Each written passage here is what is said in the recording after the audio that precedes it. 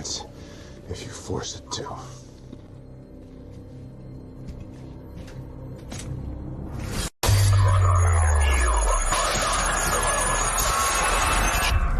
My name is General Zod. Welcome. I'm the motherfucking Batman, David John Lincoln, aka the Savage Bat, with my brilliant co-host the other way, Zod Writer, the Bat and the Kryptonian show. Welcome, people. How you doing, Zod? You all right, mate? Oh man, it's great to be back, dude. Yeah. Always fun to be here for the Bat and the Kryptonian. Yeah, definitely. Bit of a sort of smaller show today, but got some things organised. Going to be doing sort of once a fortnight type stuff in future. But let's just see who's in the chat here. Socks, how you doing, mate? That's a cool. Yo, Socks. I've got the Nightmare Robin there. How you doing, mate? Sells Zack Snyder's Justice League to Netflix, of course. Snyderverse Strikes Back, you know that. That's from the Snyder Nights. Hey, let's have a quick look down here. Sin Havoc, yeah, what's everyone in the chat? How you doing? Bat Dan in the chat, how you doing, mate? Bat Dan. Yeah, hey friends, can't stay long, just wanted support. We'll watch the replay too. Thank you, Retro Nerd Girl, yes. You are always amazing. Hello, Facebook user. If you're watching from the Snyder Nights group live, click on the StreamYard link and it'll give you permission to show your name. And if not, just come over to YouTube, go to the Savage Bat, my channel, and subscribe. Because I play these episodes. That's right. The more viewers, the better. For real. Yeah. So, but I play this now live through, obviously, YouTube and in the Snyder Nights group. So, yeah. And shout out to the Snyder Nights group, man. I mean, great group. Yeah, it is a great group and a great team of admin. I can't thank them enough for helping me out. They're all absolutely amazing. We've got the Cocaine Bear in the chat. Honestly, hey, gotta be excited about Cocaine Bear, bro. Yeah, where we got Super Bro Corey. How you doing, mate? Socks again. God, this has gone way. There's a way chat going on here. Everyone's just saying hello. Everybody's hey Corey, Cat Down Retro Nightmare, Super Bro Corey, he's the man. Oh wow, you're in Zoom? Yeah, we're in Zoom. I'm playing on YouTube live, but I'm also broadcasting it through the Snyder Nights group. You know, I created the Snyder Nights. I'm, the motherfucking Batman. If you look at the pinned post at the top, you'll see I created the Snyder Nights a couple of years ago. And it's been turbulent times actually on social media, especially in the Snyder Nights. A lot of angry fans, obviously, with James Gunn's disappointing slate and just general disappointment, really.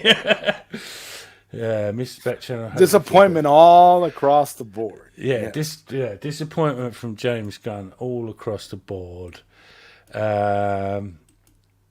Yeah, we've both been down sick. Oh, well, get well soon, Super Bro Corey and Trey from the Bat Channel. Hope you feel better soon. Yeah, not good. Yeah, we got. What's up, Sin Havoc? Good to see you. Yeah, that's definitely always got something good to input. Yeah, a lot has happened. Yeah, you could say that. It's like end of the world Mad Max shit for the Snyderverse. This is the last fight. This is the Road Warrior. We're in the Road Warrior times of the Snyderverse fandom, and it's every man for themselves. Or every person, should I say? I don't want to upset the people. Yeah, everyone's just having a little shout out there. Yeah, otherwise would have streamed. Cocaine Bear. Yeah, I've keep hearing about this Cocaine Bear. Is this the same story? I can't wait to see the film. I'm looking forward to getting a chance to go see the movie. Is it based on that bear that found the stash of cocaine and ate it? It's loosely based on that. And right. I remember the story, the real story. Yeah, the real story. But yeah, I think it was Sil Abdul was doing battles of the movies, and he was mentioning it. I'd never even heard of it up until then. Well, you know what I did hear of, which looks really interesting, is something called 65. 65 million years ago, and it stars what's his name? Adam Driver is the main. Yeah. That looks amazing. The main character. And it kind of looks like they've gone back in time to when the dinosaurs started out. And it's kind of sort of hinting towards that maybe they was the cause of the disappearance of the dinosaurs with their technology turning up and ruining everything, maybe. Just a guess. But yeah, that looks really interesting. I was really shocked about that. And it's from the same people that done The Quiet Place, which I really, really love. I think it's going to be a great film. Yeah, I really love The Quiet Place and Quiet Place 2. The first Quiet Place, that was one of the most interesting movie experiences I've ever had. Because when I was watching the movie, I actually found myself getting up to go. I was at my mum's to go outside for a cigarette or go to the toilet. And step quietly on the floor because I thought I was I was just doing it out of instinct, because if you make any noise, they come and get you, don't they? But yeah, what an amazing thing. Hey, Cocaine Bear, right? Oh, right, I see. We've actually got Cocaine Bear in the play. That's right. Cocaine Bear's in the chat. Oh, I see. Ravaging people. Yo, Cocaine Bear already watched the film. Yeah, that sounds really interesting, Cocaine Bear. How you doing, Neo, mate? How you doing, Marcus? What's happening? Don't know. They're just chatting there. Lucas Ironside, how you doing, Lucas? Mate? What's happening, mate? Yep. It's just people saying hello. Facebook user. Yeah, Facebook user. If you're watching from the Snyder Nights, just click on the StreamYard thing or just come over to YouTube, type in The Savage Bat. You'll see it with my Batman logo and just join in the chat, on YouTube. But you have to, if you're on Facebook, you have to give permission to link to StreamYard to show your name to comment. But it's fine if you don't. Either way, you can do what you like, how you like. Yeah. Everyone, Marcus in the place. Yeah.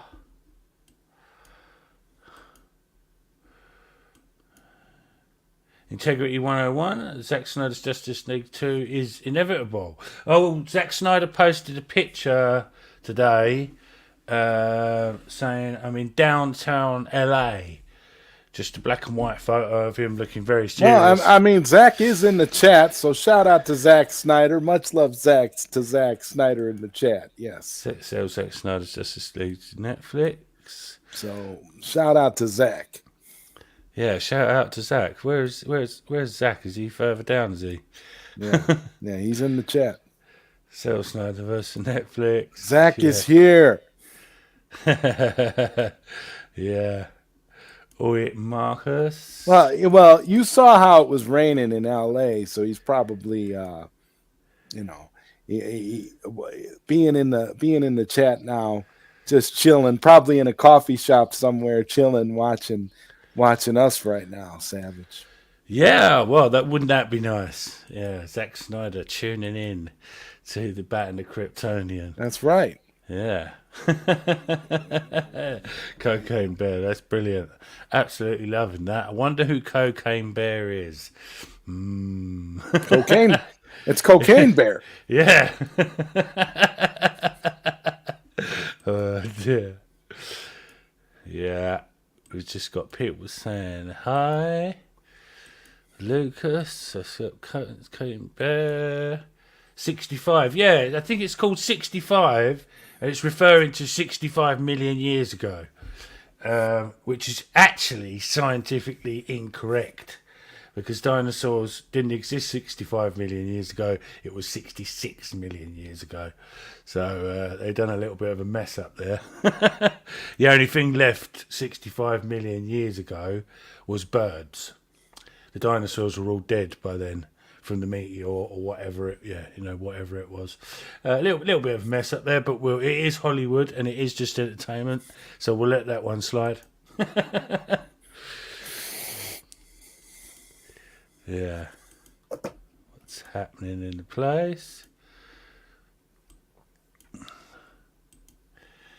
Nightmare. There's a new meme in the streets. Aha! I've got a good clue who that is then. Did anyone see DC YouTube channel had Zack Snyder's Justice League flash scene up but then removed it? That was deliberate. That was deliberate. It was deliberate. Yeah. They never do anything like that by accident. So if it was removed, it was again just to troll us. They're ridiculous. Yeah, Warner Brothers and their trolling us for fans is absolutely insane. Just brings us back to the times when The Rock was, very polite when they made a mistake. He fixed it. He recognised it. Unfortunately, he was lied to about Henry Cavill and his future at DC. But there you go. That's what you get for being an upstanding good guy. Because I do like The Rock. I think he's an okay dude. Savage, I haven't seen Quiet Place. Did it have the same tone as Signs? Sort of. It's not really. It's there was a trilogy it was a sort of unofficial trilogy, and the Quiet Place, obviously Quiet Place, was to do with sound. If you made a sound, then these alien type things come after you instantly as soon as you make the slightest sound. And then you had Bird Box, which was to do with sight. You couldn't look at anything, and then all the monsters would come and get you. And then the third one, I can't remember what it was. It will come back to me in a minute.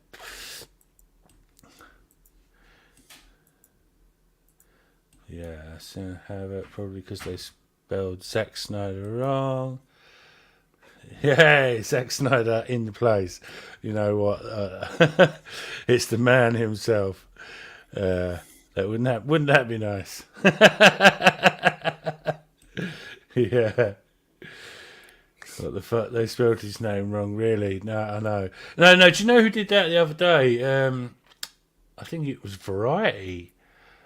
Spelled Cinder, the classic Cinder. Put the Y in front of the N. Yeah.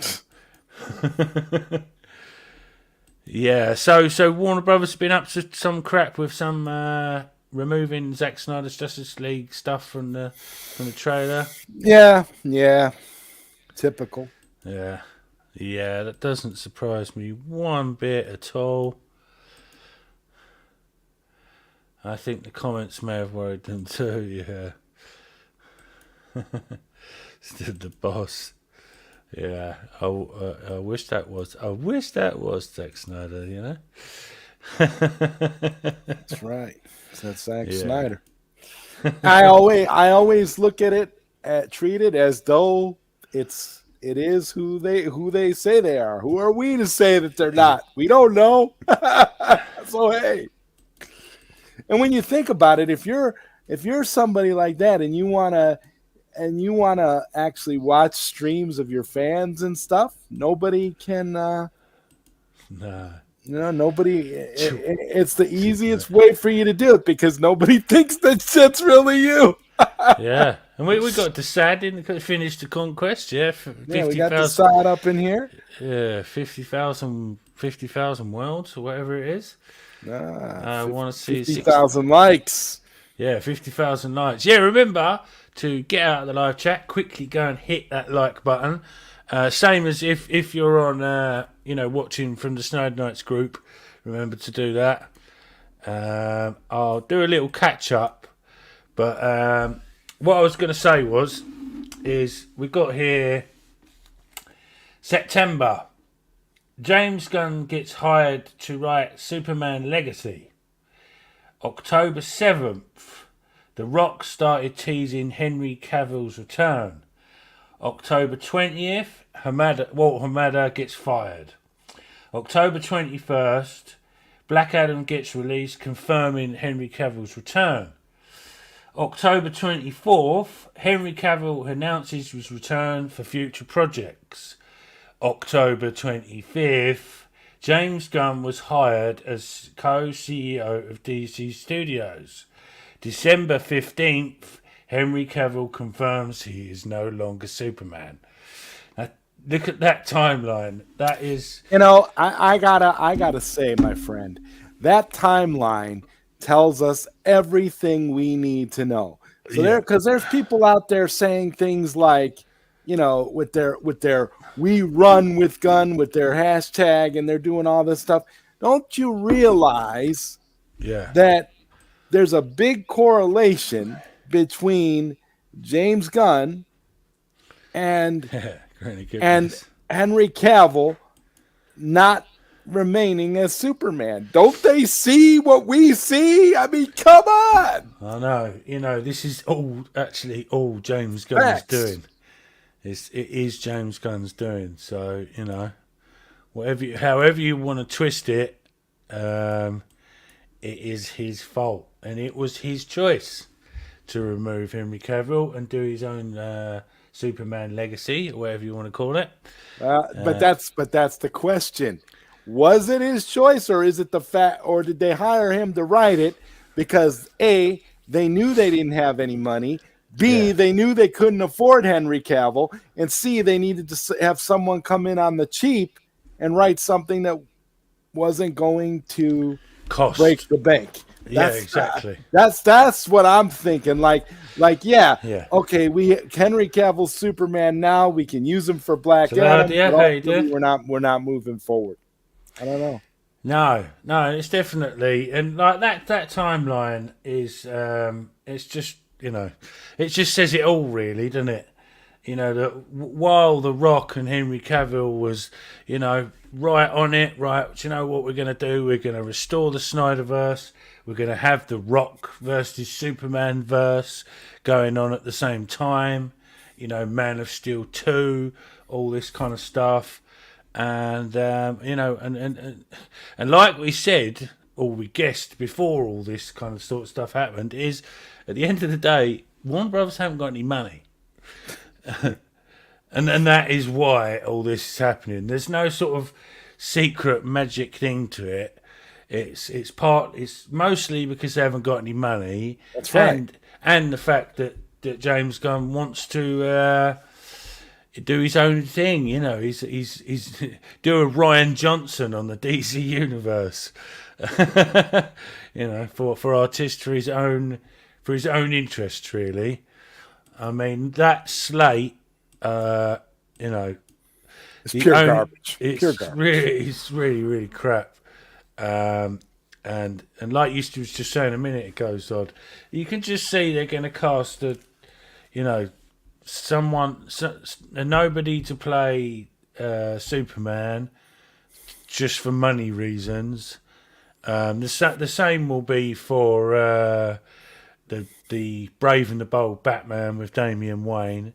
I don't know who they're going to cast as that, because do you know what I mean? Yeah, honestly, if they're smart, they'll keep Ben Affleck for Brave and the Bold. If they're smart, yeah. Do you know what though? I don't think they will.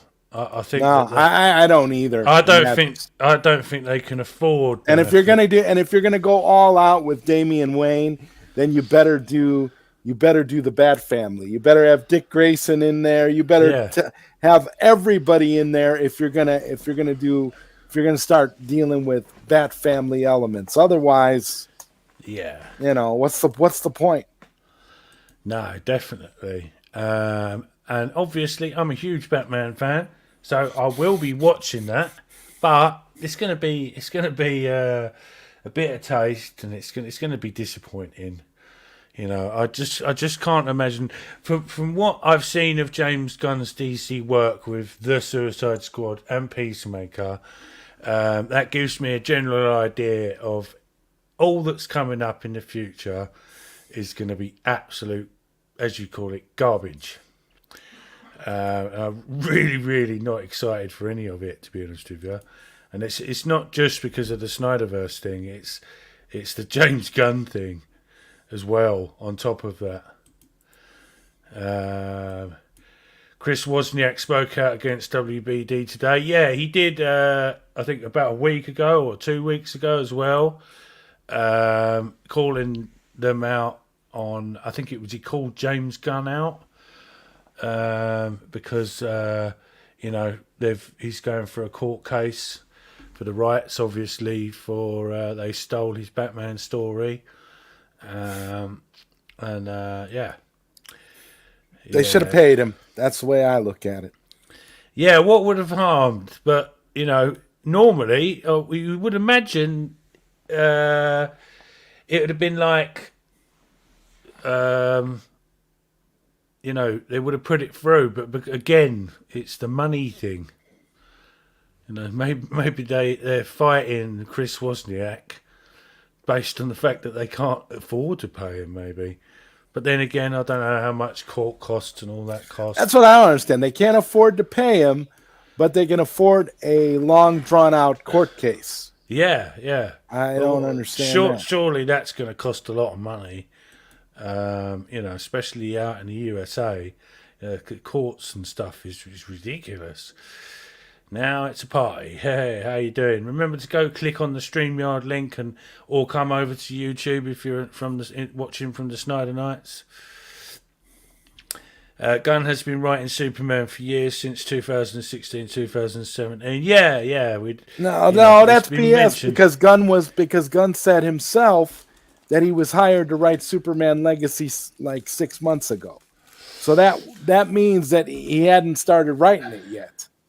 No, and he also did say when the Superman rumors first started that he's not interested in doing it's documented. He was interviewed. He literally said that. I'm more interested in doing the more lower tier characters. So one thing we know from all this is James Gunn has been doing a lot of lying. He's a liar. That's the key element there. Yeah. James Gunn is a liar. Yeah. The "we run with Gunn" thing is so stupid. Yeah, it just makes everyone stand like everyone's standing around shitting themselves with runs in their pants. We run with Gunn. It's disgusting. Why would you run? Why would you run with Gunn anyway? Like, what is Gunn? You got the runs. What has Gunn done? What has he done to show that he's the man and you should follow what he's doing? That's what I want to know. What has he done to instill loyalty in these people? The only thing he's done, the only reason they're following him is because they hate the Snyderverse and they hate the Snyder fan base. That's the only reason why they're going at it like that. Definitely. And when I see the comments from people on Facebook and stuff, because I've obviously got the Snyder Nights group and admin of Zack Snyder Appreciation and stuff like that, and on my normal timeline, it's the same old people that are happy about it, that have always hated the Snyderverse and the Snyderverse fandom, as you said. It's like a sort of personal vendetta, and it's like, each to their own. I know there obviously is some people out there that did like the Suicide Squad and Peacemaker, obviously, because we've all you know what else likes the Suicide Squad? the Walmart bargain DVD bin. They love the Suicide Squad. Last time I was in Walmart, I saw about 5 or 6 copies of the Suicide Squad on Blu-ray in the bargain bin. Yeah. Well, we do it petrol station, gas station DVDs that they have on the thing. And I bet you Poundland has a bunch of them. Yeah, Poundland. That's it. Yeah, I bet you they got a bunch of them. That's right. Yeah, David. Yeah. You have what was it?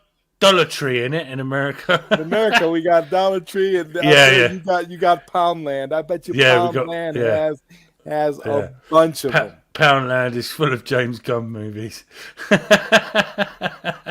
Yeah, Doomsday. Thank you, whoever this DC character madness thing is. Thank you very much. That's very much appreciated. Remember to like it. And if you're watching on the replay, don't forget to smash that like. You know, it's not about flexing your muscles. It's about the algorithm. It all helps out. You know. Yeah. All right. Where we go. Toxic wackiness. Right, let's catch up here. What's up, Bats? How you doing, mate? I still want that Black Adam versus Superman Henry Cavill movie. Netflix, Amazon want some content. Yeah, obviously Amazon as well. They've got they're able to take on DC stuff, and they've got money. Oh, pardon me. As we all know, you know, Lord of the Rings, The Rings of Power is the most expensive TV show ever made. I think it's the most expensive flop ever produced. Yeah. Gunn directing the Suicide Squad movie was his test run and getting to work with Peter Safran. Yeah, and I don't understand why that test run worked, you know, because it wasn't very good. It was very mediocre. And this is not just from diet Snyhards or Snyder fans, you know. I've heard this from the general audience, people I know locally. I've asked them, what did you think of that Suicide Squad movie? And they've all said the same thing. Absolute rubbish. I couldn't even finish it, some people said. So, what, you know, why Gunn got the approval to do more, I don't know. But I think the reason he got the job as co-CEO is basically come down to Warner Brothers haven't got any money and no one else wanted the job because and let's not forget that allegedly it was Peter Safran who wanted James Gunn to be his partner and would only accept the job if James Gunn was included. So right, yeah. There's too much money to be made with Snyder words. We will get it one way or another. Yeah, it is. It is. The problem is for Warner Brothers Discovery is Henry Cavill, Ben Affleck, and Gal Gadot. Those 3 names. Right. Forget about anyone else. Just those 3 alone. Yeah, you're talking big bucks to get them on screen together to play Batman, Superman, and Wonder Woman. Just them alone, without making the movie and paying all the rest of the cast. You know, they just haven't got the money. You know, and that much is obvious. Honestly, I think James Gunn's MCU films are better than what he has done with the DCU. Yeah, fair enough. Guardians of the Galaxy was okay, I have to admit that. Didn't like the second one much, but there was reasons. Right. I thought the first one was decent. Second one was trash. No, there is part. I'm not sticking up for Gunn here. Don't get upset, everyone. But Kurt Russell's character was originally apparently supposed to be David Bowie, and when David Bowie died, that was around about the time they was moving it. They replaced David Bowie with Kurt Russell. And David Bowie, like Starman, you know, his old Ziggy Stardust thing, was going to be, introduced into the Guardians. You know, David Bowie, you know, the spaceman type thing. Mm-hmm. They was going to do that. But still, no excuse. It was still a rubbish film. I'm a huge fan of Kurt Russell as well. You know, The Thing and Escape from New York and things like that. Some of my favourite movies of all time. Yeah. Oh, so Fresh, how you doing? Happy Sunday, everyone. How you doing, mate? Oh, so Fresh. Ephesalis, greetings. How you doing? I don't know how to pronounce that. Ephesatis. That's obviously Greek or something, or something along them lines. Spartan. From your picture, by the looks of it.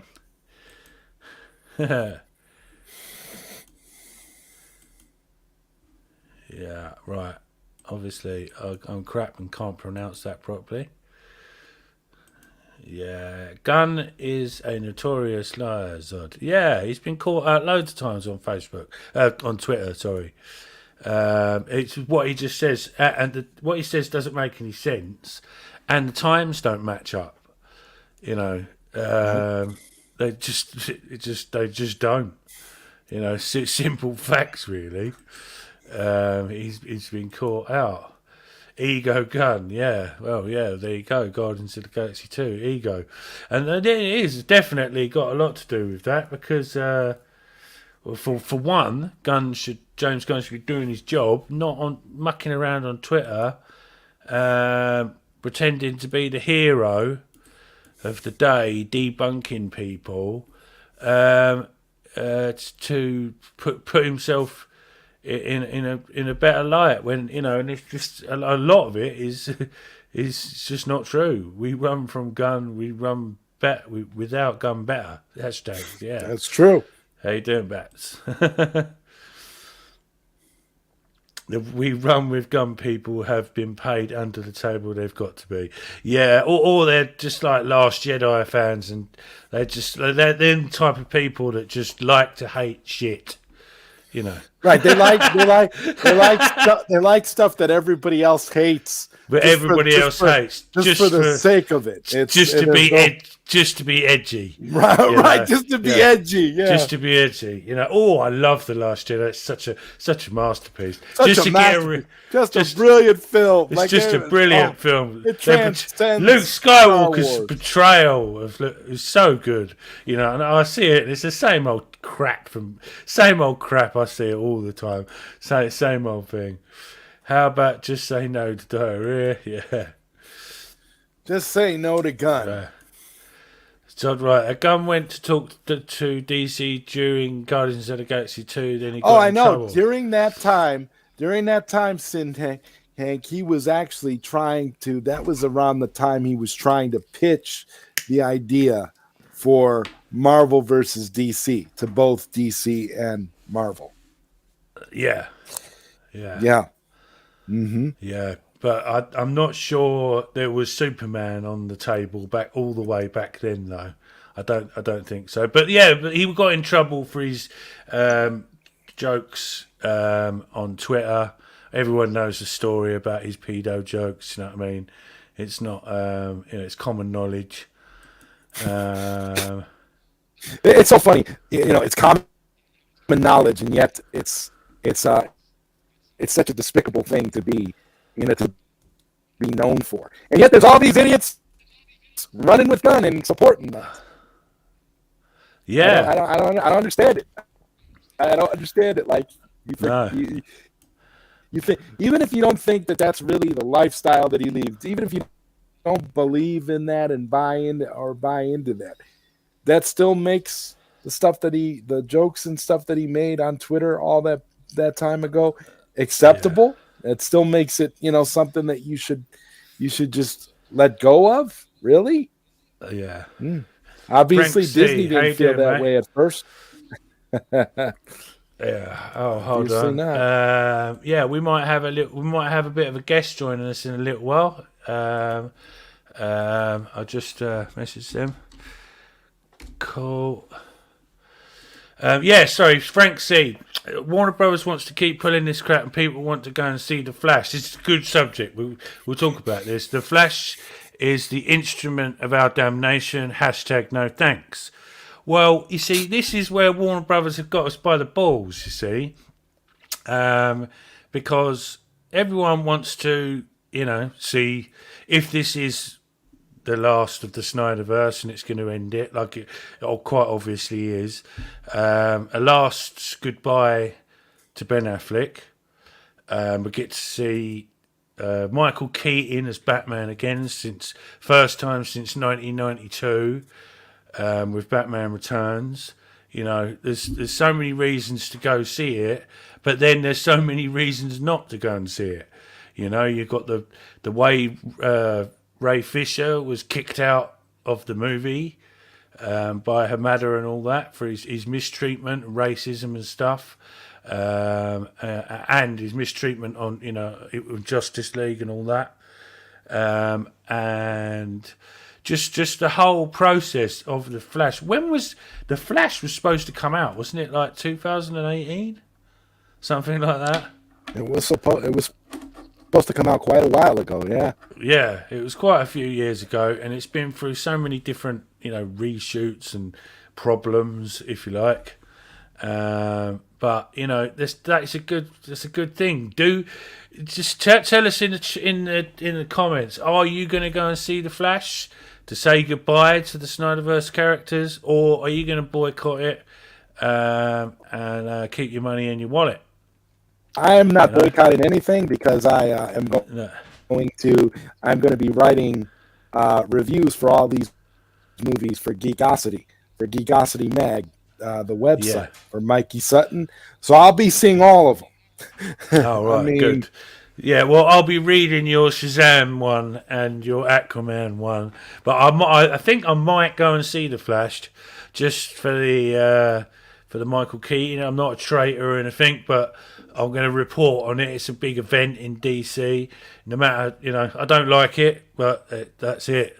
That's just the way it is. I don't like it. None of us do. It's all big. Yeah. Yes. Yeah. I don't Amazon for Superman movie with J.J. Abrams. Amazon, yeah. I don't know about J.J. Abrams. He's kind of got a bit of a bad track record with, Star Trek and Star Wars. So, not too sure about him. And I don't think we'll be seeing J.J. Abrams again, really. I think he's done a runner with that money, and he's not going to do anything. It's what it's looking like. The superhuman. Yeah, J.J. Abrams is a lucky guy. He gets paid to do nothing, to just sit there. Yeah, $250 million apparently for the first half of the payment, and $500 million if you finished it, or something along them lines. I'm not sure if that's true, but that's just what I heard.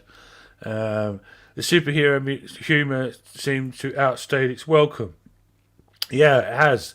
I've seen people complaining about Ant-Man 2 on social media being terrible. I don't know, I haven't seen it.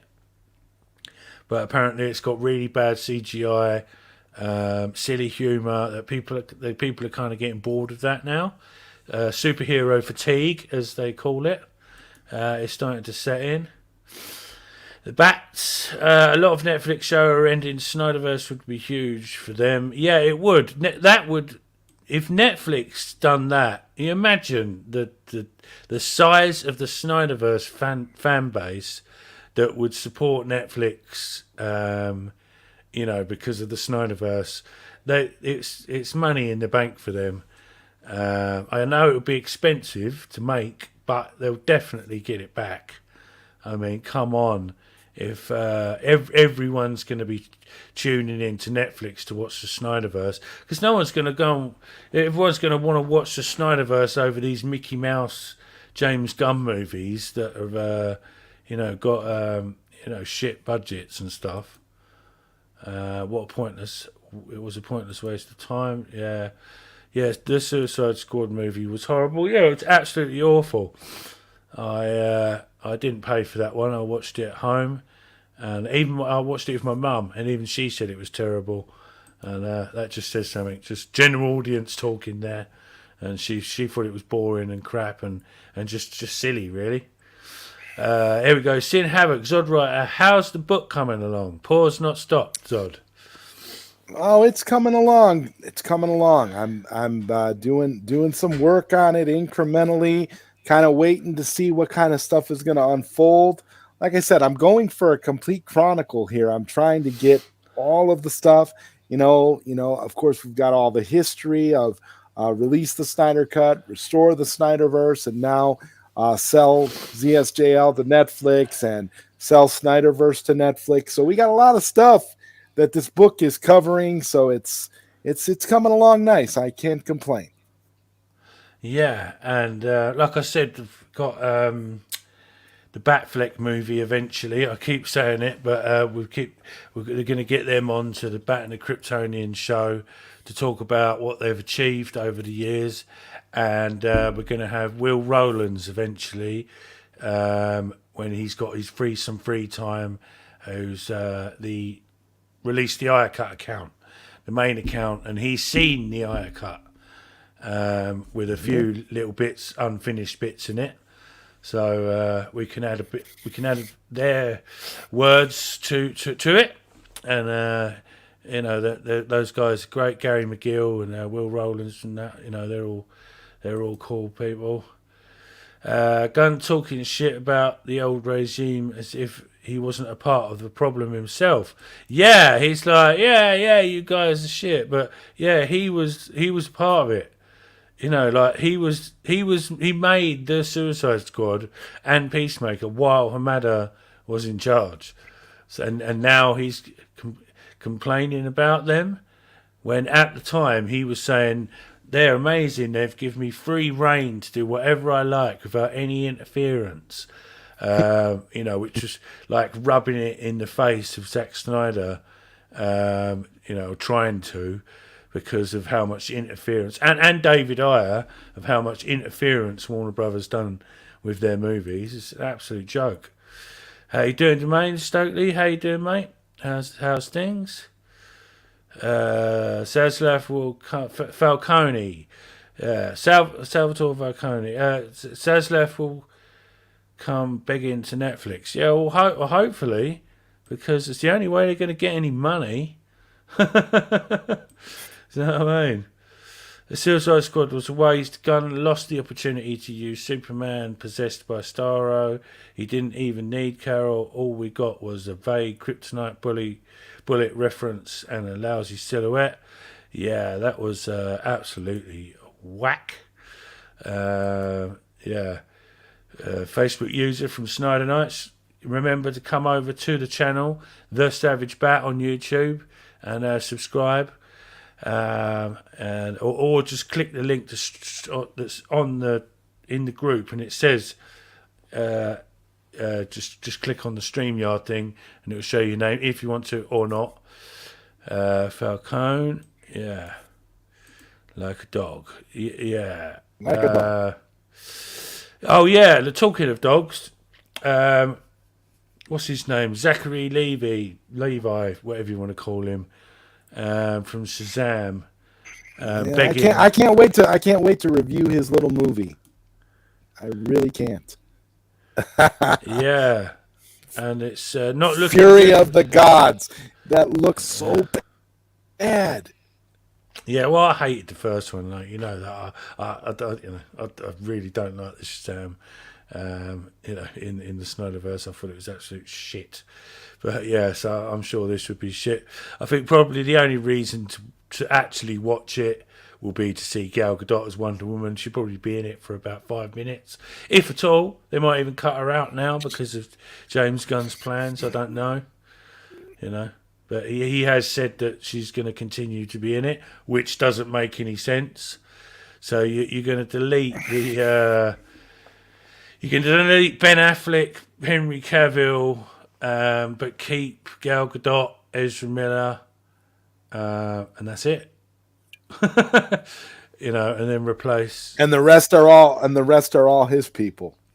And the rest are all his people. Yeah, it's going to be Gunn's. Marvel. A bunch of MCU actors that worked with Gunn in the past are going to be taking over DC. That's what you're basically going to get. Yeah, because Gunn actually talked about that and said that he wants to hire actors that are easier to work with. So there you go. Who's he talking about? He's talking about his Marvel buddies. Oh God, that sounds absolutely awful. Yeah, can you imagine? Sure does. Sounds awful. End up Chris Pratt as Batman. I keep saying that, if they get Chris Pratt as anybody, it's got to be Booster Gold. If it's not Booster, it might be. If it's not Booster Gold, don't even do it. Don't even do it because Chris Pratt looks like Booster Gold. Chris Pratt looks like he could, he could totally rock that role. That's actually not a bad idea. That would actually be good casting. That would actually work. That'd be good casting. They are, very similar in the comic book and real life, really. I can't sit through Gunn's movies. No, well, that's each to their own. Yeah, I can't sit through Gunn's movies. Yeah, Gunn's movies are hard to watch, unless it's the original Guardians of the Galaxy. The original's okay, but the rest, I don't know. Yeah, we talked about that earlier about Zack Snyder's Justice League deleting it. I didn't even know about that until people mentioned it. But it doesn't surprise me. Yeah, 2018. Yeah, I thought it was. Yes, Flash is one of the only DC movies I am supporting. I will be supporting the Snyderverse cast because the matter got fired and it doing well doesn't benefit Gunn. Yeah, well, that's the kind, I'm going to see it for many different reasons. If in an ideal world, I would like to, just boycott it, but it'd be nice to just say goodbye to the characters if this is the end. I'm just being realistic. I'm not saying give up. I just feel like it. I just feel like if it does well, that only helps the cause. It only helps, because it's the main timeline. Flash was supposed to come out around 2009. They took it out to put Shazam. Yeah, it was somewhere around that. I'm watching Aquaman 2. Yeah, I might again. If they don't cut Ben Affleck out, I wouldn't mind just seeing it just for a bit of Ben Affleck and just to see about the controversy with Amber Heard as well. Apparently, because that's not going to go down well with the audience, really, is it? As soon as she comes on screen, I should imagine a few people will be leaving the cinema, I should imagine, because people feel very strongly about her. 250 million, yeah. And Blue Beetle will be getting the boycott treatment from me. Yeah, it's a shame. I do like the Blue Beetle character as well, but yeah, I'm not wasting my time going to see any of them. Definitely not. I'll be no. Blue Beetle is a home video watch, if at all. I don't see Blue Beetle being anything, and honestly, although I probably will see it theatrically because I'll write a review for Geekosity, so they got me. See, that's the thing. This bad regime has got me on the hook for all these movies because I'm going to write reviews for Geekosity. Yeah. So fair enough. I'll suffer. Man. I'll suffer so you guys don't have to. Yeah, that'd be great. I'll just read a quick, write up from Zod on Geekosity, and that's me done. And I can end up watching it when it comes out. You won't have to watch it. I'm gonna be very thorough. You won't have to watch it. Spoilers in abundance. Gonna suck. Yeah, it's just a shame about the Blue Beetle because I quite like the actor, the one from Karate Kid, Cobra Kai. I can't remember his name, but he was a good choice for the character and all that. But there's just no interest there, And I'm seeing it across the board from DC fans. Oh, here we go. We have the man himself has joined us today. And it is Mikey Sutton. How you doing, mate? Yeah. Not even Thor, the God of Thunder, could prevent me from coming on today. So. Hey, you saying storm? How's the weather been going for you, Mikey? Well, it's not snowing like in California, that's for sure. Oh, it's been FC, man, fucking cold. Okay, that's how I say it. Okay. That's FC. All right. What is it snowing and that? Not today, no. But it did. See, I don't leave the house anymore, so I can feel the snow, but I have no idea. That's my philosophy, Mike. Don't leave the house anymore. Yeah, it's like Yeah. I'm kind of chained to my laptop here. So The life of a writer. You see? or executive producer now, and whatever else the hell I'm doing. Whatever you're gonna do, yeah. And you can do it YouTuber, all, and you can do it all from your laptop. Man. Beta stomper, That's Oh yeah. It's this is fucking cold, and yeah. FC. FC. There you go. FC man. FC man. FC. It's like a football club, And how's Dreamwalker issue 3 going? Are you? The script is done, but it just needs polishing. Like I always go back and tinker with it. That's the stage I'm in now before I give it to Noel and he puts his own imprint on it, visually. Cinematic visuals. Yeah, but it's just Really? done. I mean, it took a while. Yeah. It's been a crazy month, as you know, David. You know how that month started. So Yeah. Well, in case if you didn't know and you're just tuning in, Mikey's comic book Dreamwalker that he started, and based the main character Kate Valdez. There she is in the background on that poster. yeah, there she is. Is A lovely and super talented Kate Valdez. she's just amazing. It's getting made into a TV show, and Mikey is the executive producer of the show. So there you go. Just in case you didn't know, if you've been living on another planet, Living on Krypton. yeah, or what's left of it. Hey, let me share with you a picture, David. I can throw on the air there. Hold on just a second here. I'm going to send this to your Facebook. Yeah. Okay. Here you go. Why don't you show that picture there? Right. I'll just get that up. Hold on a minute, chat. I'll catch up in a minute with the chat. How you doing, Zod? Oh, I'm doing great, man. I can't wait for our show this week. I was about to say that. Just really enjoyed with Robert Meyer Burnett, man. That was an epic show, dude. I knew that this was going to be magic, and the three of us together on a weekly basis, that's going to be incredible. It's insane. It's insane. I'm looking forward to that. That And this sounds. is Rick. I can pick his brain every week now. I'm like, okay, Robert, what do you think of Yeah, this? you see that, and that's the beauty of it. Robert is again a guy that's steeped in the industry, and he knows all this stuff, and he's in our corners, Mikey. That's what it's about. We got Robert Meyer Burnett on our team. That's Yeah.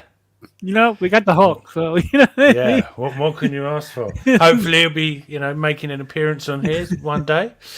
But here you go. I've got that picture ready for you. Yeah. And this is an historic moment. So 108 Media flew to Manila to see Kate Valdez. And this is her meeting the Dream Team as we speak. That's Kate in the middle, in case you didn't know. Kate and the producer there, kneeling there. And you had the CEOs of 108 Media. Then you got the Trev Montero, which is the showrunner for Dreamwalker. So historic moment. I was just seeing this, and keep in mind that I was sent this in real time, like in the middle of the night. Yeah. Like we just finished, and I was like, I'm responsible for this. Like millions of miles away, I put all these people together. Did you get woken up to that, Mikey? No, I was awake, man. Oh, okay. I was awake. It's like, Yeah. I knew the meeting was gonna go on. I knew that day the meeting was gonna happen because Kate was messaging me from the boardroom there, and she goes, Nice. "I'm here at the meeting." I'm like, "Oh, there's a meeting." so Wow. I was sent this in real time, and just just it's surreal, man. It's still, I mean, it still hasn't sunk in yet because looking at this, I was like, I'm responsible for this. Like, if my comic book had not existed, this would never have happened. No, it's You're making- amazing. It's such an amazing Your achievement. comic is called Dreamwalker, and you're literally making dreams come true. It's insane. Yeah, literally, I really am. I mean, I feel like I'm walking in a dream every time I see Yeah. stuff like this. David, I'm gonna send you something else here, another picture. Kate Valdez is amazing. She liked a few of my posts on Facebook, and obviously I was like, wow. And then I made a meme celebrating Dreamwalker. You can see it on my Facebook page, David John Lincoln. And she shared it on her page. I was like, oh my God. She's got like 3 million followers. Yeah, it's huge. So I sent you another picture. We're going to get a really good look at who my actress is and who the inspiration was for Dreamwalker. That's a lovely Always photo. have fun promoting her and the show.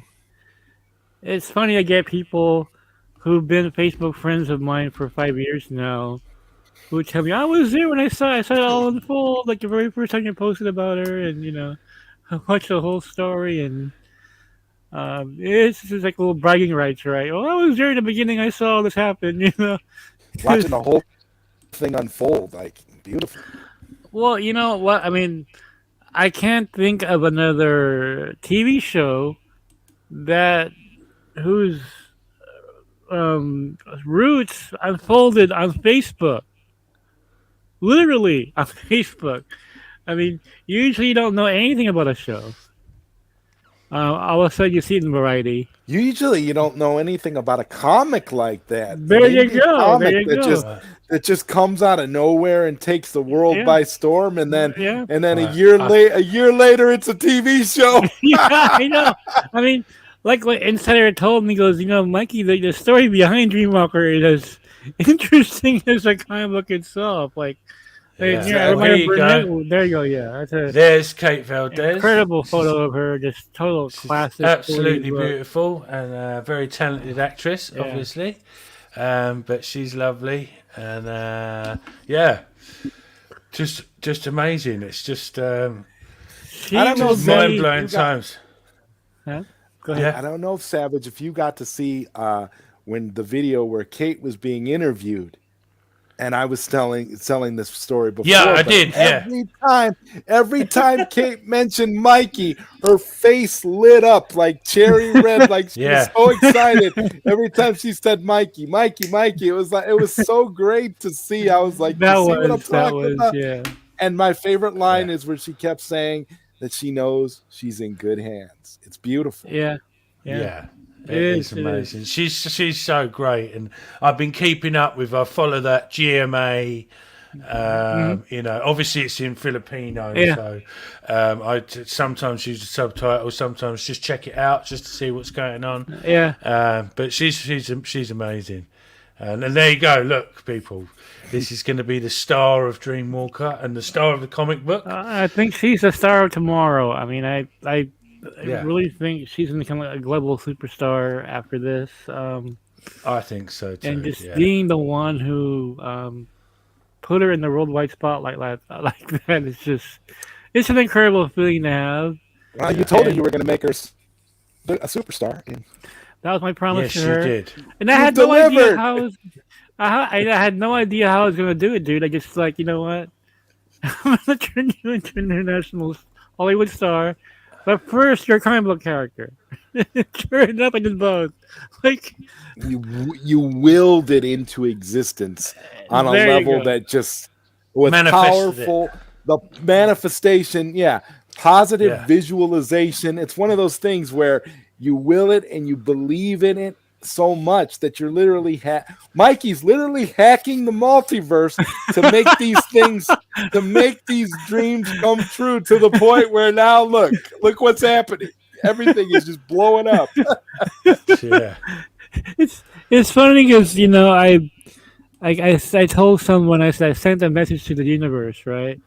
And I can't remember. I can't remember who it was. I think me, Alicia. I said that to. But anyway, I was talking to Kate one day, and she said, the universe listened. I'm like, I never told her that. I never told her I sent her message to the universe. Like, where did that? That is eerie, right? Like, how would she know that? She goes, the universe listened. I'm like, I never told you I sent a message to the universe.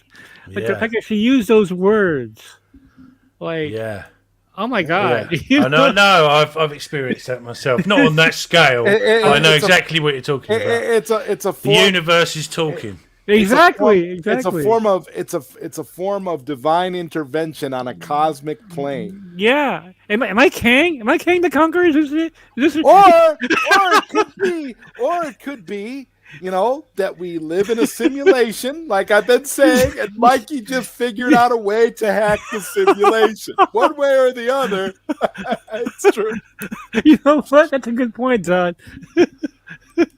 Yeah. Shit, Sam and Aqua suck. Yeah. Not hearing great things about them, but we'll just have to see. But yeah, Dreamwalker, it's just amazing. And it's issue 3. There's a lot to look forward to in issue 3. Yeah, you look forward to seeing. You have a great cameo in their Savage Bat. Savage Bat, first appearance. I mean, originally it was just a shadow, and then I found room for you in the cave at the end, and like, it is a hilarious scene, which shows the banter between you and Silver, which I thought was great. There's a lot of like banter that goes on in here, especially Zod and Socks at the end, which is. I love the fact that you're developing a Zod and Socks connection like this, because Socks and I have been talking a lot behind the scenes, and we've been kind of bonding over this whole concept of the Zod and Socks connection in Dreamwalker. Awesome. It's a beautiful thing. It's a beautiful thing. It's like really, like it's like a comic book,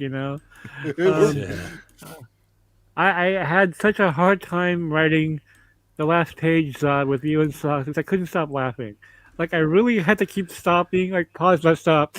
But I couldn't stop cracking up at the, just imagining, your dead body, and then you're being resurrected with that sheet over your head.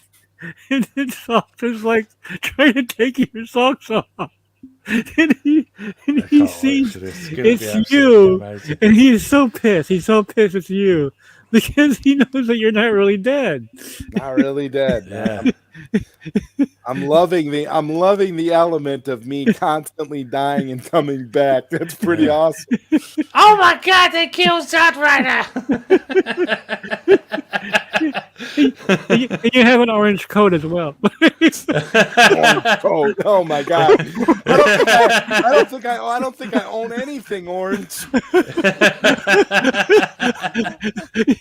See, when you go to a convention now, after this comic book, you have to wear that orange coat now. You're gonna cosplay. I'm gonna have to have that orange coat for cosplay. Yeah, you cosplay it yourself, Yeah. So the little rule I came up with is that you're dead for 15 minutes and you're resurrected.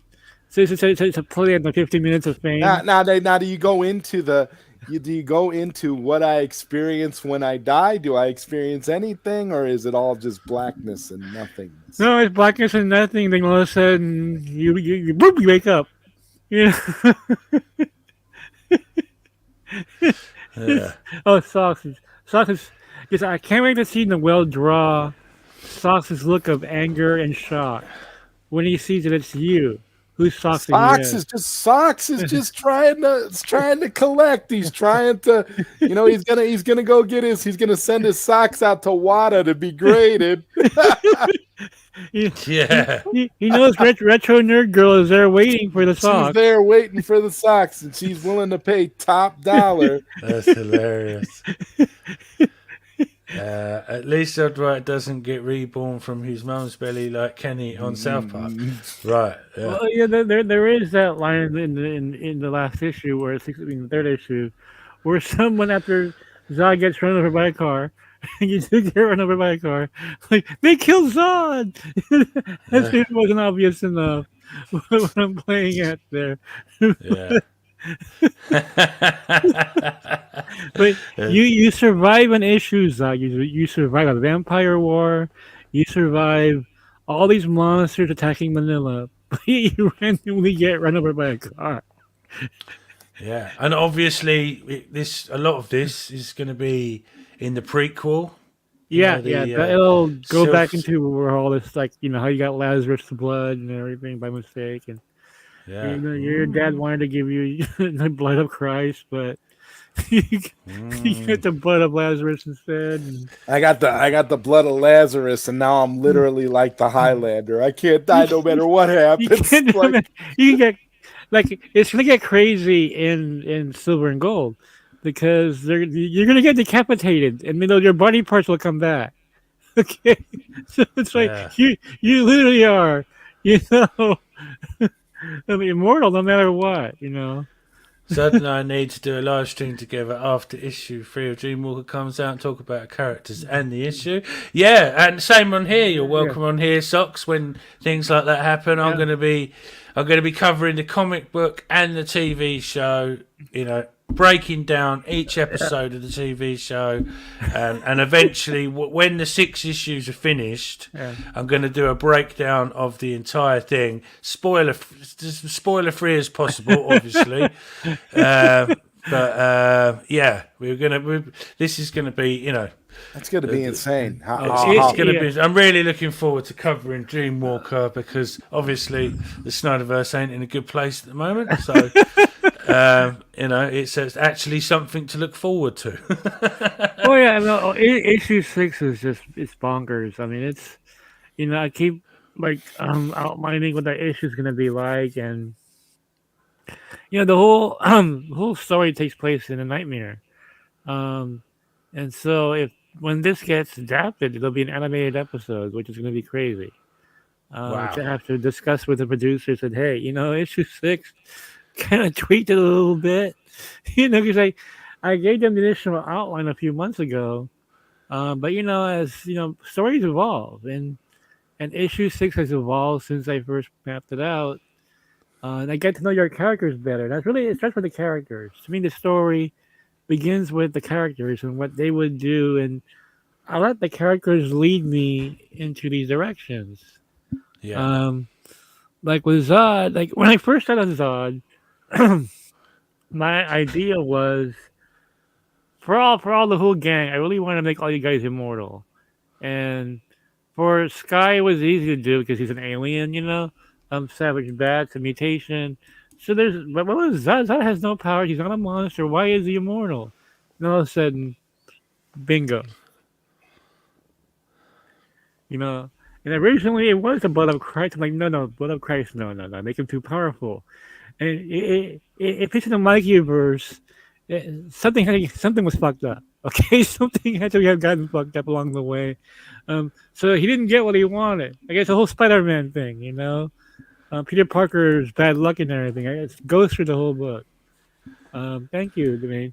And so I thought, no, he got the blood of Lazarus. So he keeps getting resurrected. I just, okay. And I just couldn't stop laughing. I was like, maniacal, like Belloc and Raiders of the Lost Ark. Wow! That type of laughter. It's like when you stumble on an idea like this. And I thought, what would make the best dynamic with Zod? Like socks. Because Zod can't die and socks can't get his socks. It's absolutely hilarious. Really looking forward to seeing Zod and Socks, and obviously my first appearance. Really excited about that. Snyder Queen Hillwell, thank you for buying the comic book, and your initials are in the first issue. SQ, it's on the wall. Hi everyone, hope you're having a great night. Savage Zod, hey Muggy, how you doing, Snyder Queen? Good to see you, Sammy. Yeah. Yeah, and if you've obviously been following Zack Snyder's Justice League to Netflix, Snyder Queen's been helping out. Her and the Cool Table, they've been doing an excellent they got job. that's their thing. That's the trinity of Skywalker, Leon, and Sammy the Snyder Queen, and they've been spearheading this campaign so beautifully. It's amazing. Been doing an excellent job of it. Very, very, very nicely done. because sometimes these things can go a bit wonky, and it's all gone really, really good. And congratulations to all of you, to Skywalker, Snyder Queen, Leon, all the rest of the call table. It's really, really good, and to all the fans on Facebook and Twitter that have supported it. I've seen massive support in the Snyder Knights and across Facebook in all the DC groups and stuff, and it's been. It's been really, really, really, really good. Let's hold on. Let's catch up. By the way, I just want to announce a new Dreamwalker spinoff. Oh, wow. And first time here, I just wanted to come on and announce it. So it's going to be a while. So I got so much. Like I said, I have like. It's not like your plate isn't full, Mikey. Exactly. But this will spin out of Silver and Gold. As you guys know, Sky and Necron have Sky War, and there's like Axis of Ice. There's all sorts of spin-offs that I'm doing. I have a new spin-off that came to me the other night, and I was like, oh my god, I gotta roll with this. I have to roll with this. Basically, it's my twisted, demented tribute to 48 Hours and Lethal Weapon. Okay, it's called Kneel Before Socks. Okay, and it's a Zod and Socks team-up book. It's a 4-issue miniseries. Wow, where Zod follows Socks. Oh, that's gonna be great. Like I told you, Mikey, it's like Socks and I. We've been talking a lot. Like, you know what? Building the character art imitates life. Oh, it's fantastic. Oh, there you go, Dreamwalker exclusive. And yeah. If you're wondering about the reference, Kneel Before Socks, Kneel Before Zod, get it? And so, yeah. Basically, Zod is trying to understand Socks. No, and you're building a huge character arc with Socks and Zod anyway, so it's going to be exactly. And this takes place in modern times. Okay, so this will take place after issue 6, so it's not a flashback. It takes place in modern times, where Zod is like trying to get to know Socks. Like, why do you do what you do? You being an investigator. Yes. And this will give me some time to, give your investigation of Silver a rest a little bit and kind of break away from that and then go back to it for the end run. There you go.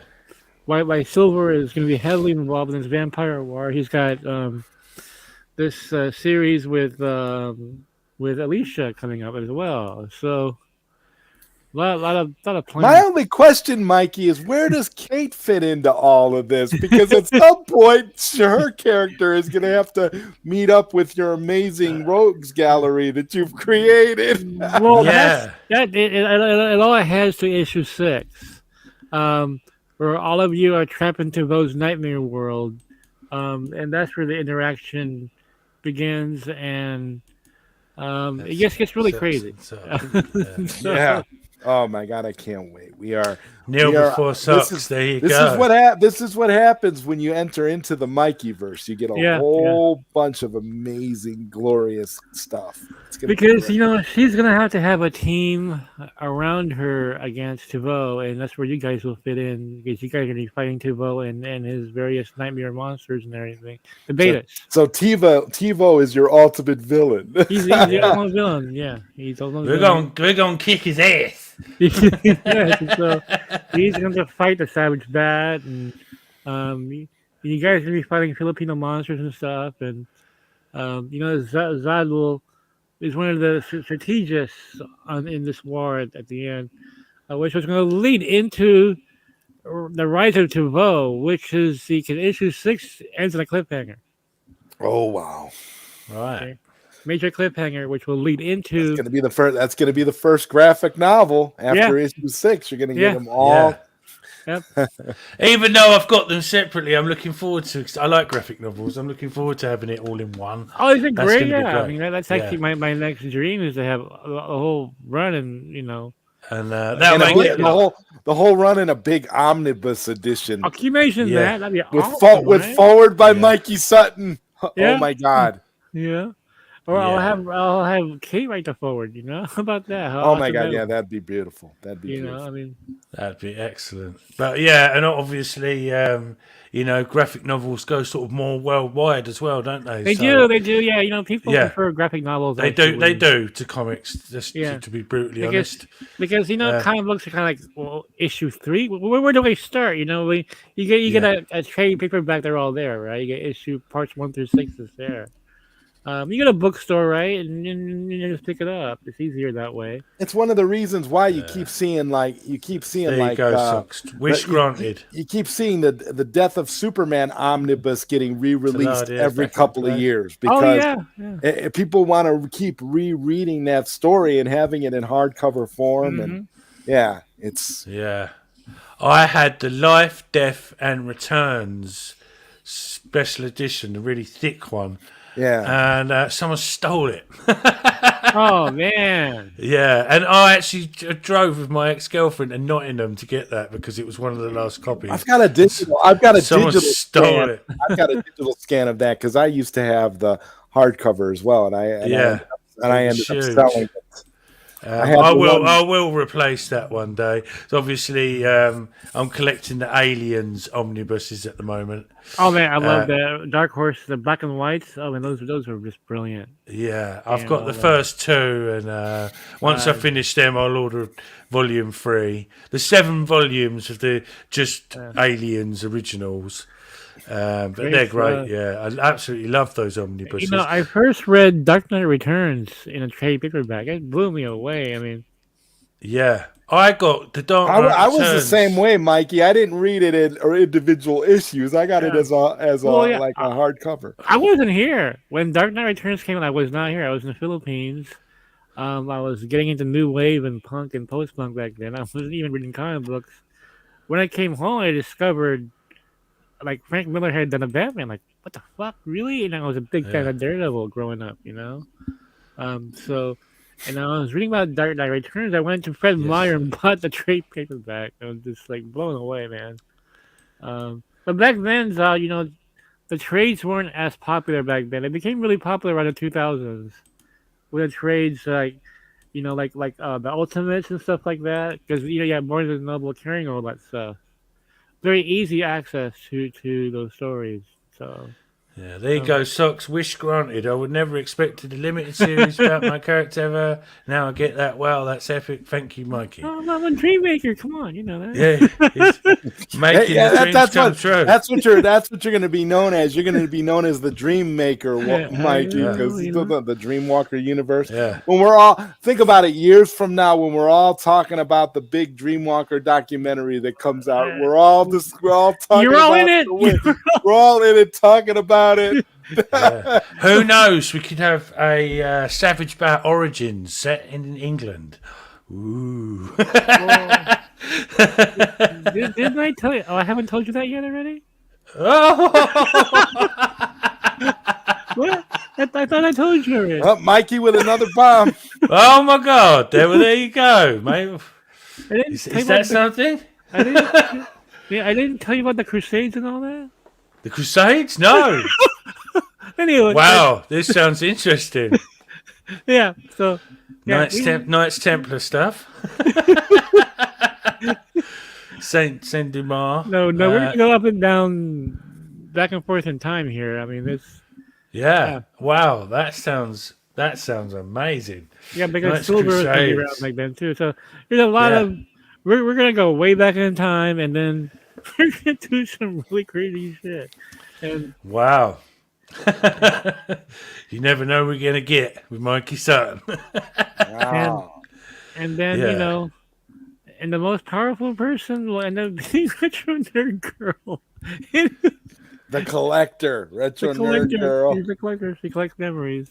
See, you know what's so funny, Mikey? When Retro Nerd Girl did her live, when she started doing her live streams, where she went on and did her, her face reveal. Yeah. I thought I started thinking about that, like, she is perfect for the role that you came up with she's for her. Like Retro she just has that very look. pretty as well. Yeah, but she's got that look of like you could see her being that way. Like it totally fits her physical profile. It's Snyder amazing. Quinn saying, "Aren't I one of Ski's ninja assassins? Lol, looking forward to Ski's run so I can see me in action." Yeah, what's that? That's Skywalker's. Yeah, Snyder Queen. You are his main assassin. In fact, imagine if Zack Snyder directed Elektra. That's how exactly I'm writing you. Wow. There you go, Snyder. That is Zack Snyder's that is so project, bad. That by is the so way. badass. That is so. Is badass. is that the Savage and Skywalker thing, or is that a different one? I mean Skywar. Just Skywalker. She plays a big role in Skywar. Skywar, right? Yeah. Cool. But Snyder Queen will be in Axis of Ice as well. Axis of Ice, right? It's hard for me to keep up. This is amazing stuff. Thank God I have everything written down. Access of Ice. but Yeah. SQ, that's the Snyder Queen's name in the comic. Which is a complete badass. And luckily I have Noelle who knows a lot about martial arts and stuff. So all I have to do is say, give her some martial arts. She's okay. He knows what to do. Just sit back and let him draw. But yeah, definitely. I remember hearing that Zack Snyder. Zack Snyder was once asked if you could do a Marvel project, what would you do? He said Elektra. See, and Snyder, and I can just imagine Snyder Queen's death scene being so epic. Like, oh hell yeah! You can just imagine her being like this because she's such a badass assassin. I'm picturing it in my mind, Mikey, just how dope it's gonna be to see Sammy going around slicing people up. It'll be Robert E. Howard, Conan the Barbarian level, epic. Slicing up those betas. Yeah, there you go. But then I still hope Zack Snyder gets involved in Dreamwalker at some point. That would be lovely, my God! Wouldn't it be great? Yeah. when Mikey gets to the point where Dreamwalker, he feels like he's earned his feature film. They get Zack Snyder to come in and direct. You know what? Nothing is outside the realm of possibility now. Yeah. It's been so crazy. I mean, just like, sure, okay, I believe it.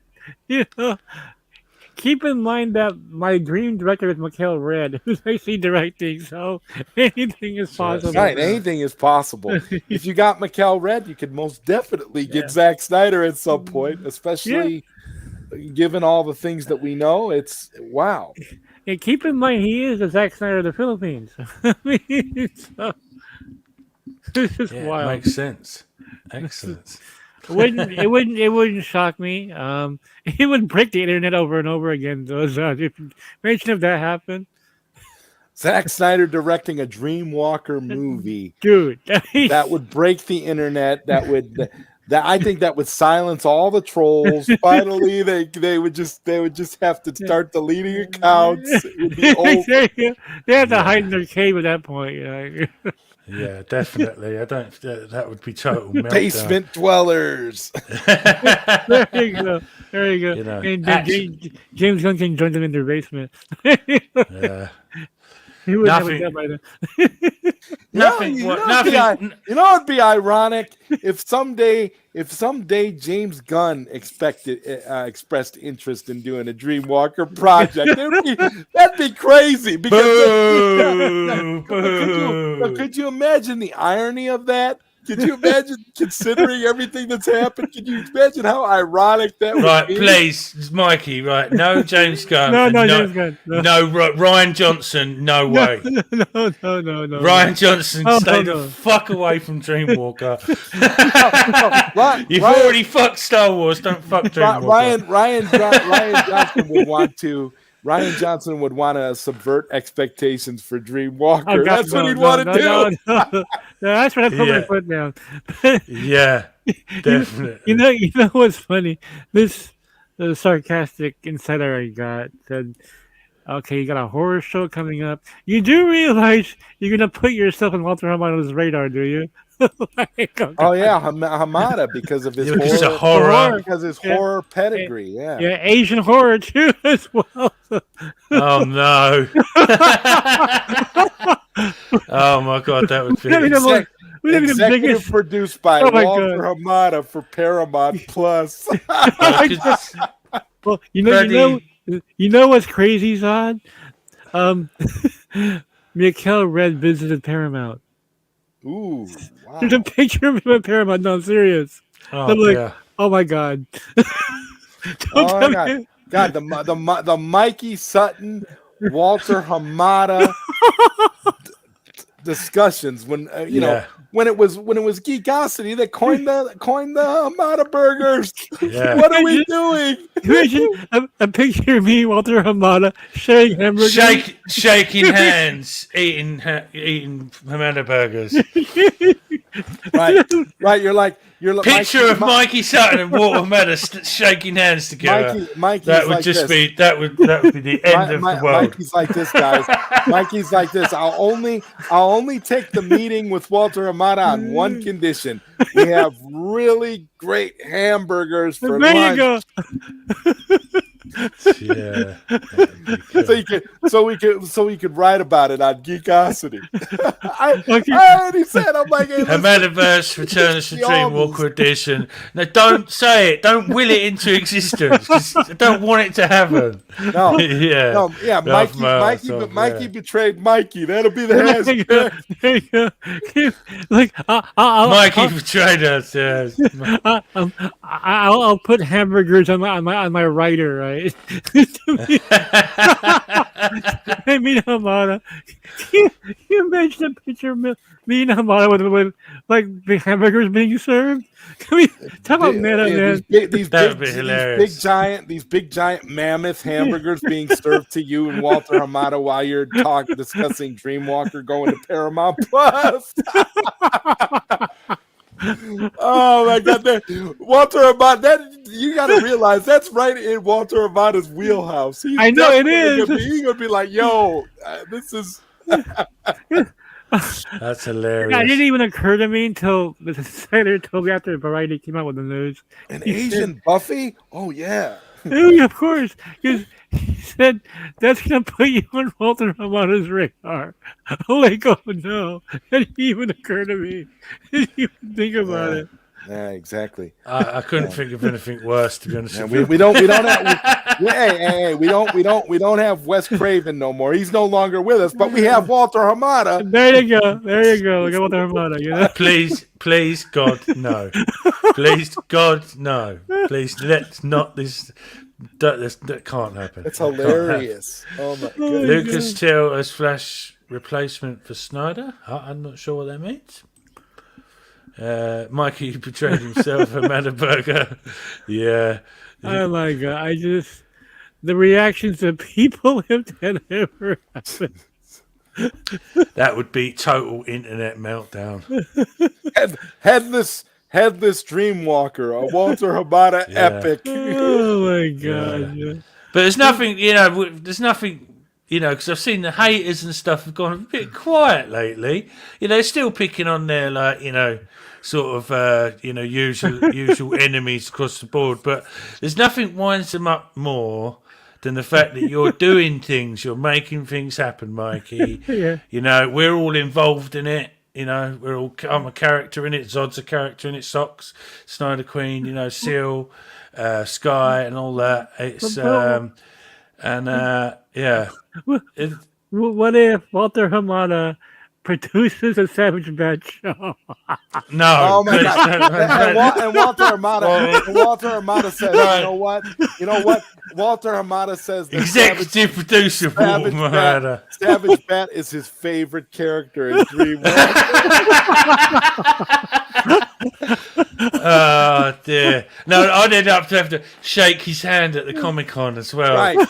Thank you, Walter. Thank you very much. Thank you, Walter. Bosh! Well, I'd have to accidentally spill my drink on him or something. after a year and a half of bashing him. He's executive. Oh, longer than that. Jeez. Bloody hell. Mikey. You know, Walter Hamada brings like an over exorbitant amount of money Headless over and says, "Look, we want Dreamwalker on Paramount Plus." He becomes the world's biggest Dreamwalker fan. It's like, whoa. Yeah, as long as Mikey gets them checks, love him ass. It's all good. Yeah. Oh, I don't know. Let's go below the belt on Hamada.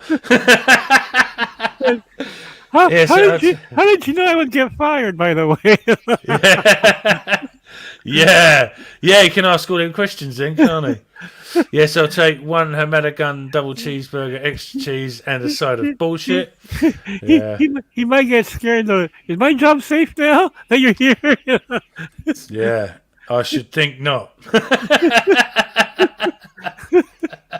Well, we could get Walter. We can get Walter Hamada to read the audiobook version of the Dreamwalker novel. There you go. Oh my God, this is weird, man.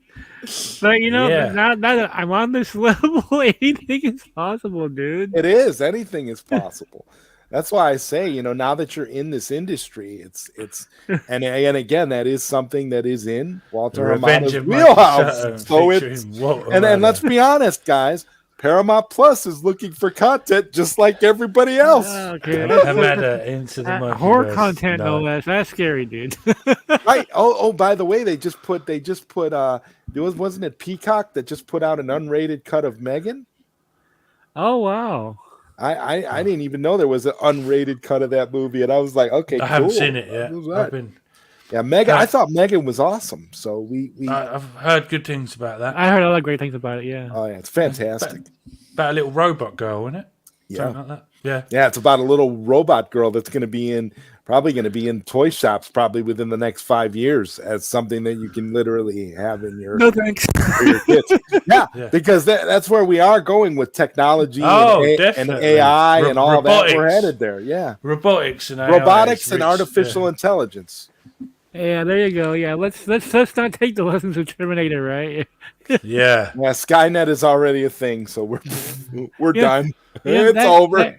Remember that Wes Craven film, actually, Deadly Friend from the 80s. Yes, about the Deadly Friend. I was about to bring that up. I'm like, yep, Deadly Friend. It was 86. Was it 86? I think it was 86, Mikey. If I'm not mistaken. Deadly Friend. I got it on my Plex Media server. I'm gonna have to look up the year. I think I've got that Plex. It's quite good. That I think it's on there. Let's see. I haven't seen it in a long time. It's a creepy little film. Yeah. Well, I've got a little bit of Mikey, you're 100% right. Once again, 1986 for Deadly Friend. Everything we done, Deadly 1986. So keep blending on that year, dude.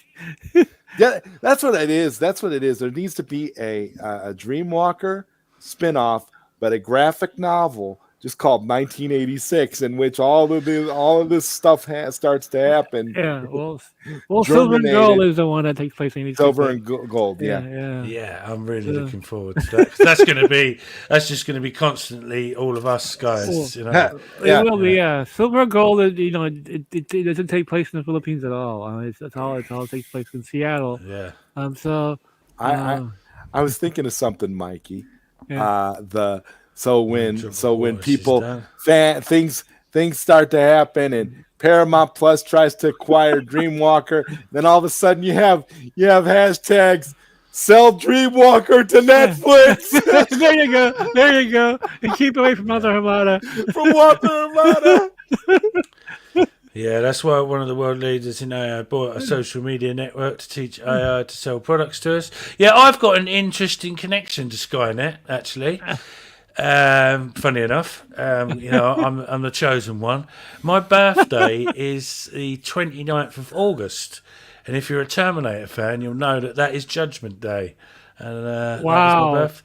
Sarah Connor, says it at the beginning of Terminator 2, and it's in the writing of Terminator 1. 7 billion people dead. August 29th. So there you go. A little fact about the Savage Bat. My birthday is Judgment Day. There was something like that on the Flash TV show where Iris was gonna die. Who was that villain that Barry from the future? You remember that? I can't remember the villain's name. There's somebody in the chat will remember it. But anyway, she was gonna die on May 23rd. May 23rd was my birthday. Yeah.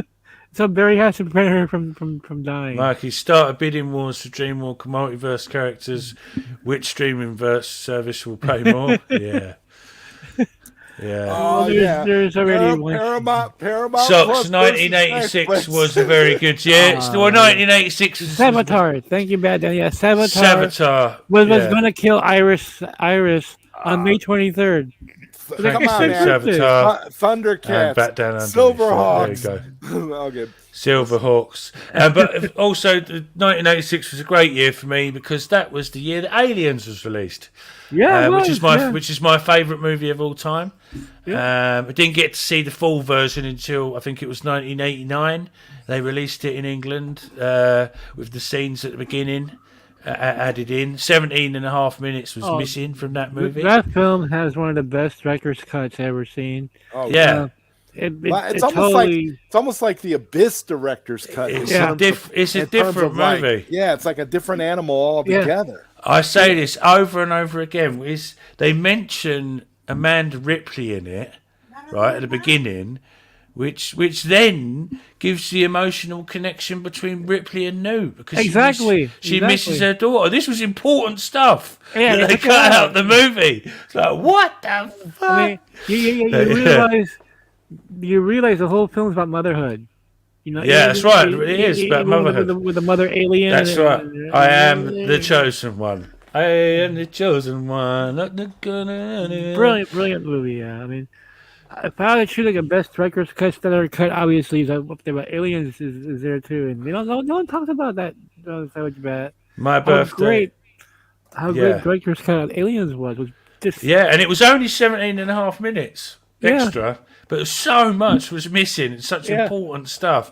And I've said this on my Facebook, on my channel and everything. There's no change in it. Aliens is my favourite movie of all time. And that ain't going to change. It's because I see it when I was, I think, about 6 or 7 years old. Yeah. Where, because we used to get kind of pirate VHSs back then. And it gave me nightmares for years. But as I got older, it grew to be my favourite movie of all time and one of my favourite franchises of all time. It's just absolutely amazing. My birthday is the same day as Norman Wisdom. I'd be surprised if you know him. I know who Norman Wisdom is. Mr. Grimsdale. I'll be right back. Hey, I'll be right back. Yeah, see you in a sec. Somebody say in a sec, Mikey. Yes. Yeah, I know Norman Wisdom, Snow the Queen.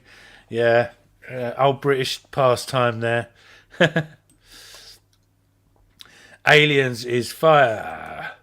There's a director's cut. How many cuts are there? Well, that's the thing. Not a lot of people know the director's cut is a director's cut. But in 1986, the theatrical cut of Aliens was 17 and a half minutes shorter. All the stuff at the beginning where you see Newt's parents go to the ship on LV-426, all of that had been cut out. And we didn't then get to see it until 1989. And they added in, the missing footage. And the two automatic drone guns, the machine guns, they weren't in it originally. They was a part of the director's cut also. And unfortunately, there was a cut scene that was not added in because of a time. James Cameron made a decision about a time differential, and what it was as Ripley was leaving LV-426, she sees Burke stuck to the wall. The guy that betrayed everyone and it was a complete arsehole. And he says, help me. And Ripley gives him a grenade. And as she walks off, you hear he's obviously committed suicide because he doesn't want to go through the pain of, having the alien come out of his chest. But there was a time problem. There wasn't enough time between when Burke was kidnapped by the alien, and the gestation period of how long it takes for the alien to come out. And James Cameron said that that was such a big thing that he couldn't. It would have been a plot hole, so they removed it. But other than that, it's the whole movie.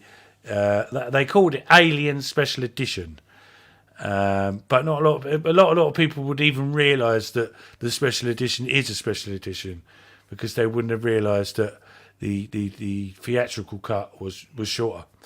Because exactly. they don't show it often. I think it's the theatrical cut that always gets given to streaming services because it's probably cheaper.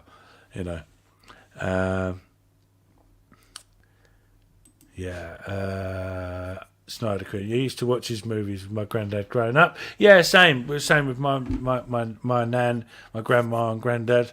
God rest their souls. Yeah, bit of Norman Wisdom. Yeah, and my dad as well. He loved a bit of Norman Wisdom. Mr. Grimsdale. Yeah, I don't know where Mikey's gone, but I'm sure he'll be back in a minute. So yeah, what amazing news! We've got the Socks and Zod spin-off, which is absolutely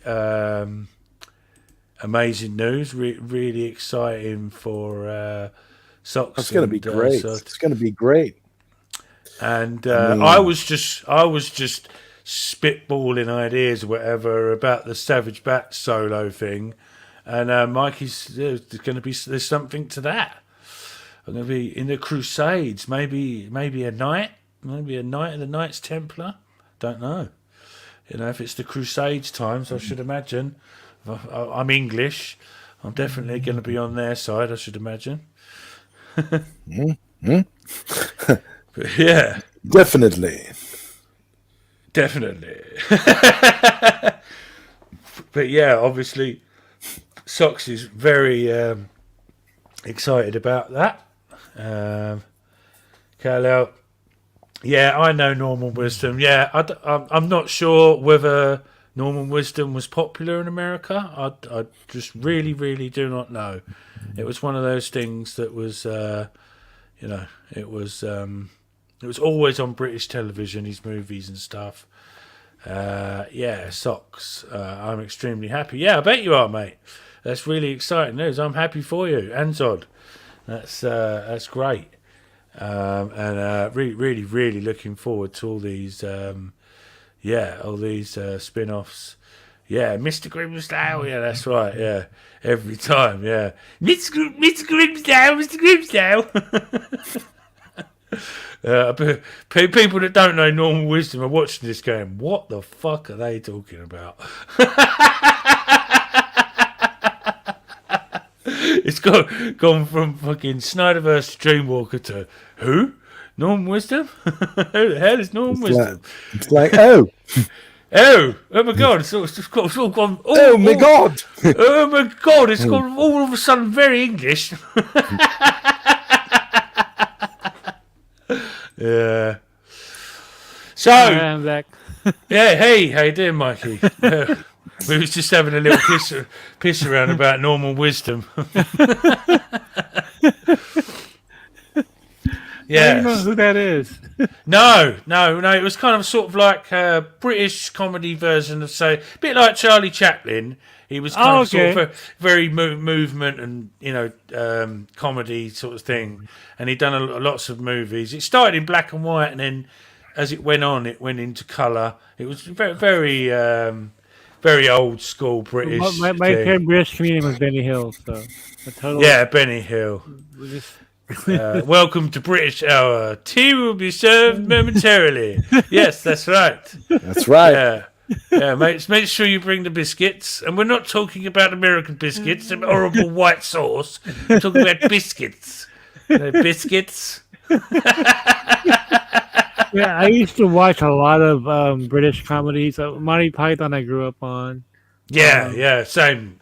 Monty Python and a Holy You know what? My favorite, one of my favorite British comedy shows of all time is from the early 2000s. Coupling. You remember Coupling? No, I never saw that one. No, it was from Stephen Moffat who did it, who later on went on to do Doctor Who, but it was a comedy about couples and different things. It was really, really awesome. It had Richard Coyle in it and Jack Davenport. Really good show. What was that John Cleese show? 40 Towers.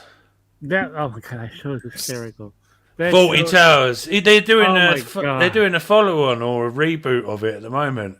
But 40 Towers is just absolute classic. There were some episodes, tears coming out of my eyes. I'm just laughing so hard. Oh my god! Part of British culture. 40 Towers is. Do you know what I mean? It's like daily life. People talk about that show still today.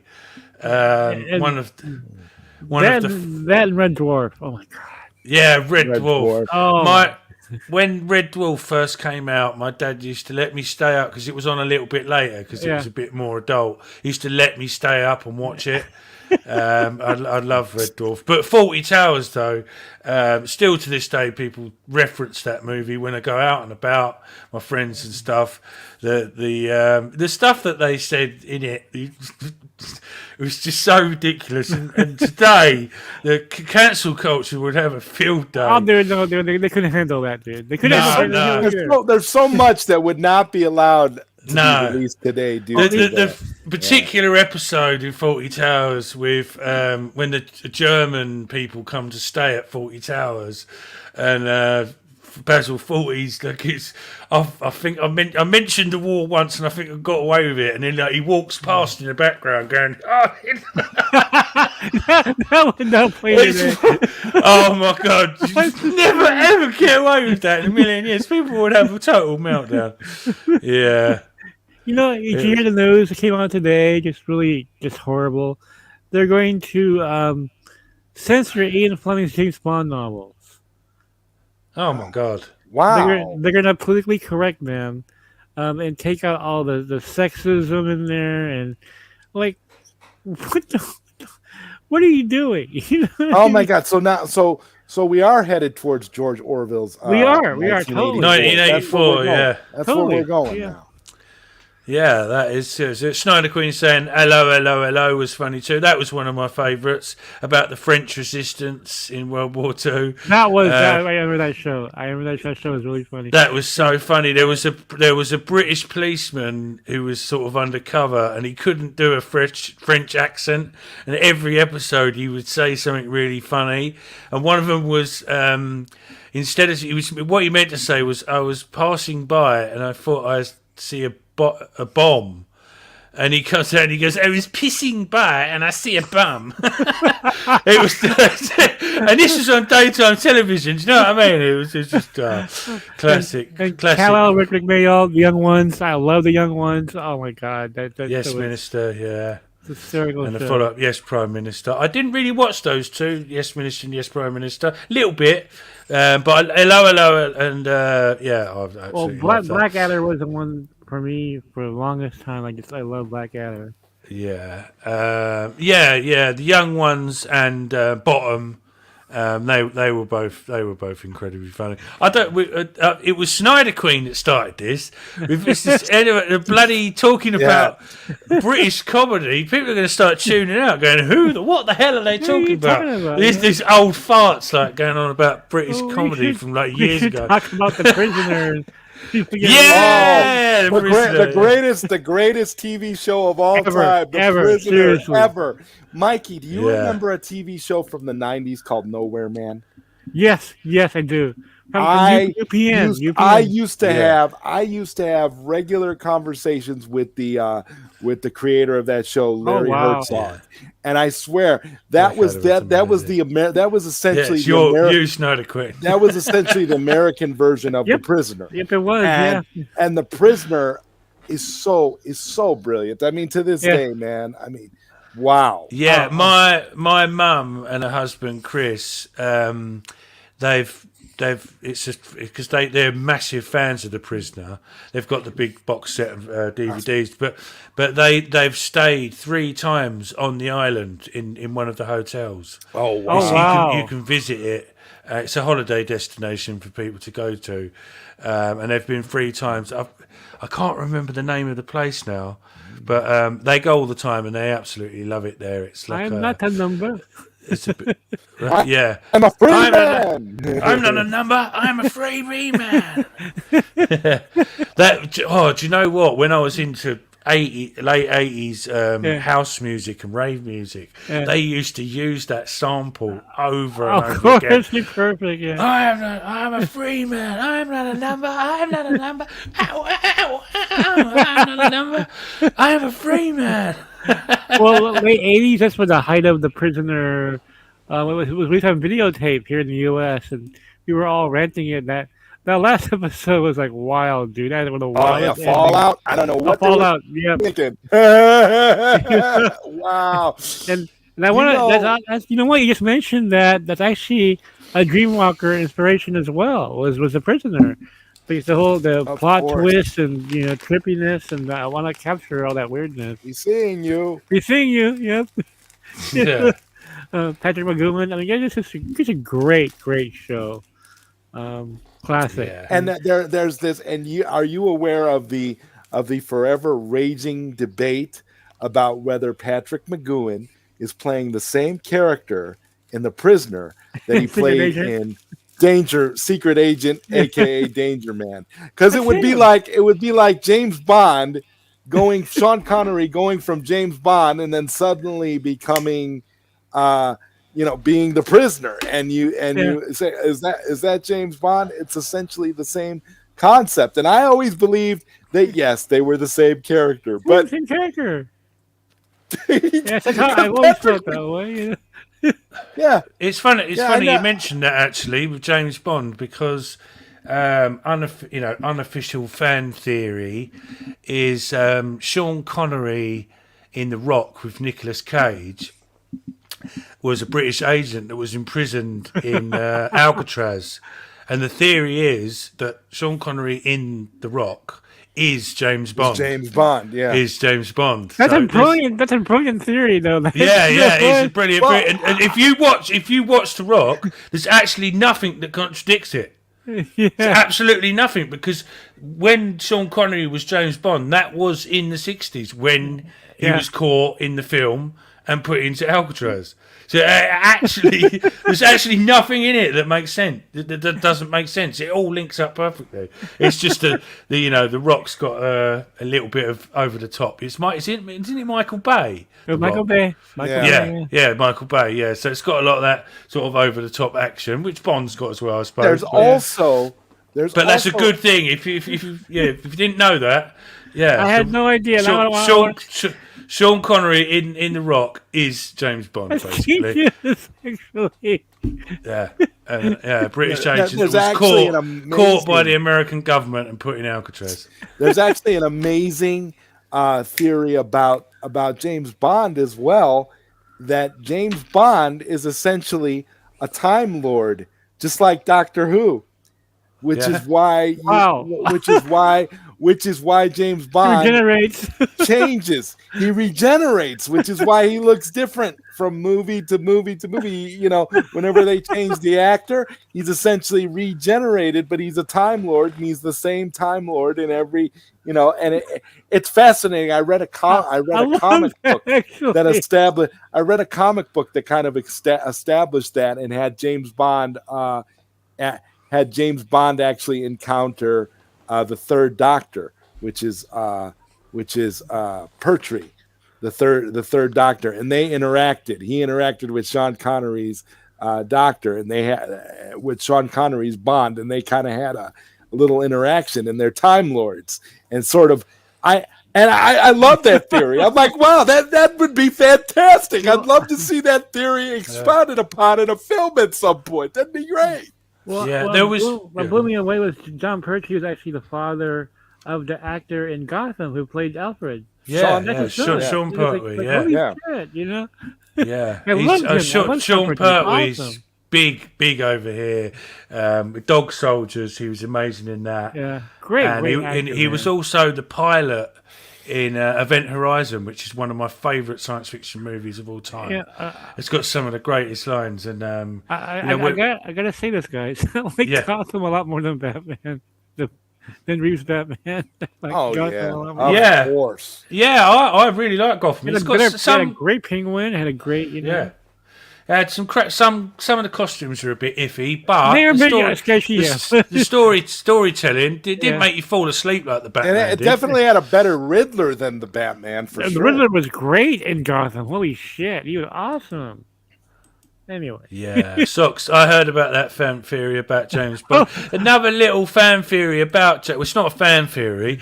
This was when Daniel Craig was first cast as James Bond. Yeah. There was a photo floating about, and it disappeared. It vanished, and it's this kind of a myth, right? And what it was is when Daniel Craig goes into the office to speak to M, on the desk is a folder with a picture of Pierce Brosnan with a cross over his face saying dead, missing in action, and Daniel Craig was just Pierce Brosnan's replacement. But then they never used it in the movie. Oh, I wish they would have. I had no idea. I wish they would. That scene the way that picture vanished as well. That's very suspicious. I think that was on the table as a part of the story, and they was going to write that in that Pierce Brosnan actually was killed, and Daniel Craig was just took over the name of James Bond and the name of 007. I would have loved that movie so much more if they would have had that scene in it. They should have done that. They should have done. Did you know that Frank Miller? This blew me away when I heard it. Frank Miller was going to draw. Batfleck, how you doing, mate? Frank Miller was going to draw the For Your Eyes Only adaptation for Marvel. Right. He didn't have time. I'm like, holy shit, Miller doing James Bond. Yeah, Jerome was brilliant. Incredible. Well, hey, we got Nolan Flores in the place. This is a Dreamwalker spectacular. James Bond is an agency name with a code number 007. An agent chosen to take on the code number takes the code name James Bond. Yeah, that's right. This is what we're getting to. This is what I'm saying about the death of Pierce Brosnan's James Bond. It's a shame they didn't write that in. It's a shame they didn't write that in. Actually, Savage Bat.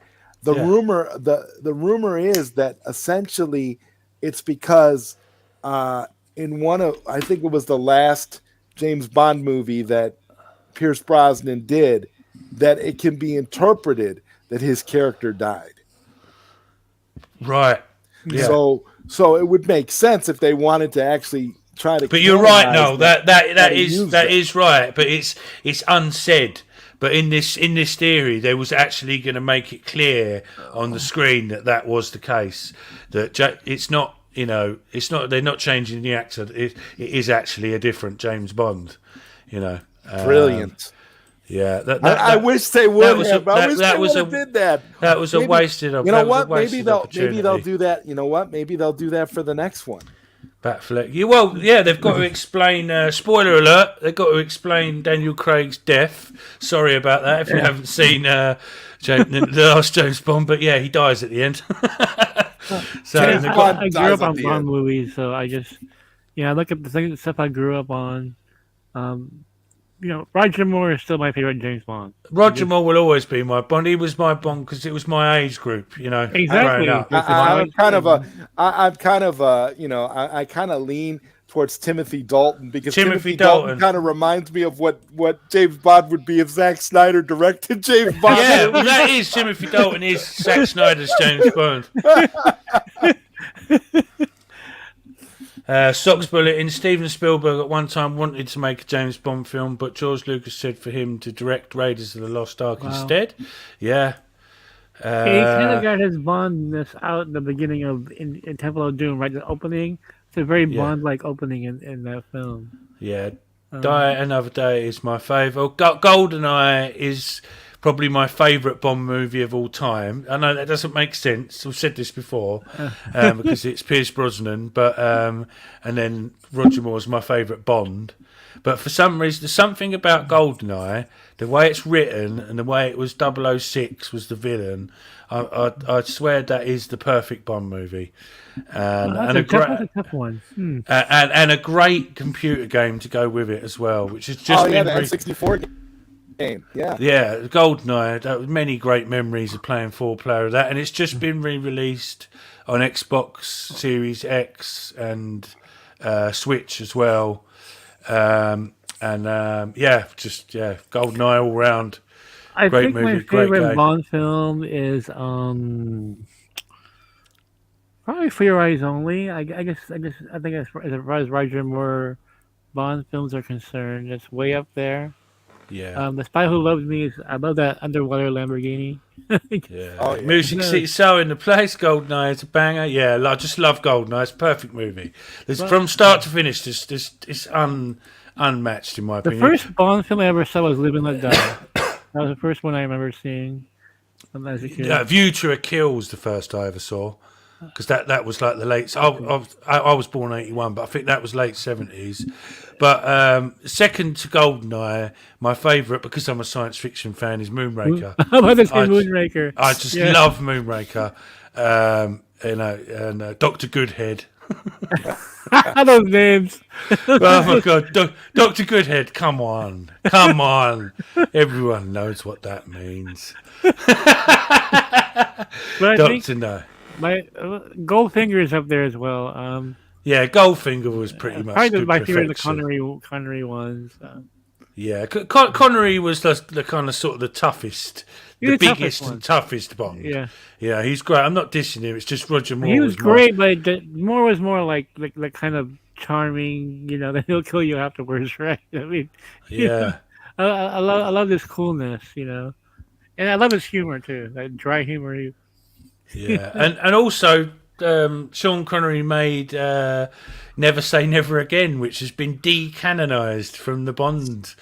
It shouldn't be, though. Yeah, no, it shouldn't be. It's a half decent film. It's good. It's not one of the best, but I can't believe they decanonised it. It was some loophole that, you know. Well, because it wasn't produced officially by the James Bond people. That's why. Right. Yeah, it wasn't by Broccoli. Fleming. Right. Yeah, GoldenEye is sick. GoldenEye for me is number one. It's just such a great film. Yeah, Goldfinger is just iconic. Oh, it is iconic. Yeah. Odd Job, you know. Oh God, that was great. Yeah, and the Aston Martin DB6. Oh, the Aston Martin. Yep. You know, that was the film that, you know, that put that on the map. You know, but yeah, absolutely great. I loved watching those Bond films growing up. There's just magic in those films, man. Yeah, I was part of my childhood growing up. James Bond. It was always on TV. You know, BBC and ITV would like show them like, you know, on a loop. You know, like all year round. So there was always a James Bond film on at some point. I remember Never Say Never Again came out the same year as Octopussy, and then like a Bond versus Bond. Right. 83, right? 83, I remember. Yeah. Never Say Again. Yeah. Well, I always thought it was a mistake. I always thought it was a mistake that they didn't bring Sean Connery back for one more, because they could have, like, as an old aging James Bond. That's the movie. Yeah. That's the movie that they missed out on, especially with all this, you know, old man like Logan type stuff that they do. You know. Well, that's what they tried doing with Never Say Never Again. He was over the hill, and he didn't match up to the standards of Her Majesty's Secret Service. Austin Powers is better with the Peckabits F007. Yeah. Austin Powers. Where did we start with Austin Powers? George Lazenby, man. Yeah, George Lazenby. He was a good Bond. That was a good. On Her Majesty's Secret Service was a good Bond film. Yeah. But George Lazenby unfortunately will always be remembered as the worst Bond. He never really got a shot. You know what I mean? No. No, and he made a funny comment recently, actually, because they're doing the run-ins for who's going to be James Bond next. Yeah. And he suggested Liam Hemsworth. And everyone was saying, is it because he's Australian? Because George Lazenby's Australian, so is Liam Hemsworth, obviously. Or is it that George Lazenby wants Liam Hemsworth to mess up James Bond so bad that he's no longer the worst Bond of all time? Everyone was saying they're convinced that that's why he said it. That's 100% yeah, but Cavill. Yeah, definitely. Cavill for everyone wants Cavill for Bond. Well, all you got to do is look at his performance in Mission Impossible Fallout, and he's a mixture of Sean Connery and Jaws from The Spy Who Loved Me and Moonraker mixed together in Mission Impossible. Yeah. You know, he was born for that role. Yeah, he was. He was born for that I'm role. not sure if you guys have seen a TV film, Return of the Man from U.N.C.L.E. from '83. Yeah. George, I've seen all of the Men from U.N.C.L.E. George Lazenby had a cameo in there as Bond, really, you know. Yeah. And I remember seeing him like, oh my god, he'd be perfect for Bond now, you know. Yeah, they've done that a few times over the years. Pierce Brosnan done one a few years back. I can't remember the name of it, but he was a spy in it, and his alias was Roger Moore's alias in View to a Kill. So there was a little, there was a little bit of a crossover thing going in there. Yeah, View to a Kill was great. I mean, he had Tanya Roberts in there. One of the best Bond songs was from Duran Duran. Just an awesome song. Oh yeah, View to a Kill. Yeah, definitely. Yeah. Dance into the fire. And Vito kicked ass. I mean, you know. Yeah, that did. With Mayday. Yeah, what's her name? Escapes my memory now. Who played Mayday? Oh, I'll think of it in a minute. I would watch a tacky Watatati James Bond film with Hemsworth and stuff like that. Quite me. No, of course, in some in the comments, as if that would be good. That would be absolutely awful. Can you imagine? It'd be, James Bond would be, well, actually, James Bond did have an invisible car in Die Another Day, so that's the route they'd go. To take it where it would be. I remember that. I have no memory of that whatsoever. Yeah. No, that was in Die Another Day. They went a bit too far. The invisible car was like, what? Wow, I don't remember that whatsoever. That was jumping the shark on so many levels. Like, wow, you have an invisible car. We're talking. It was ridiculous. That was Pierce Brosnan, right? Die Another Day. Yeah, that was his last one. Yeah, that was as he sort of fizzled out. Yeah. Paul McCartney did great jams on the Bond song also. Yeah, Live and Let Die. But you've got to give credit to Linda McCartney because she was actually the one that wrote Live and Let Die. Wow, I had no idea. Wow. If you look into it, it was Linda McCartney that wrote that. Wow, obviously, Paul McCartney had some input. But if you look into it, it was actually Linda McCartney's song. I think a lot of Paul McCartney's great songs were hers. That Christmas song that Paul McCartney done, was also Linda McCartney, and that was one of his most popular. Well, one of my favorite James Bond songs was "Nobody Does It Better" from The Spy Who Loved Me. Carly Simon. Oh God! I listen to it all the time. The Bond things. Great. Nobody does it better. You know that opening ski sequence with the hands unfold and wow. That skiing sequence at the beginning is absolutely brilliant. Epic. Wow. It was like when Klaus tried to do the Game of Death, the Bruce Lee, the post after Bruce Lee died, the movie Game of Death, and they tried to do like a James Bond type intro for that movie. Yeah. Where they had all the James Bond like silhouettes and oh God, Forgot about that. Holy crap! You remember that movie? And they Yeah, even got yeah. James Bond composer John Barry to come in and do the music, the theme. Wow. Yeah, They were working really hard for that one. Bring in Tataki for his slate. Yeah, I wouldn't be surprised if Tataki He's gonna direct Superman Green Lantern. Legacy. No, I think he's gonna do. I think he's gonna ruin Green Lantern. Oh no! Yeah, I think that's what he's going to do. Tataki Watatati is going to ruin Green Lantern. You heard it here first.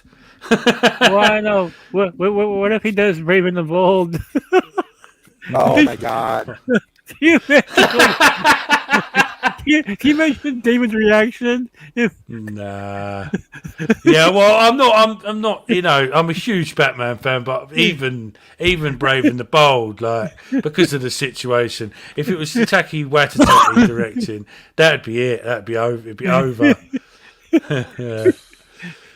He's directing. It's like getting Taika Waititi to come in and direct Akira. It's like, what are you doing?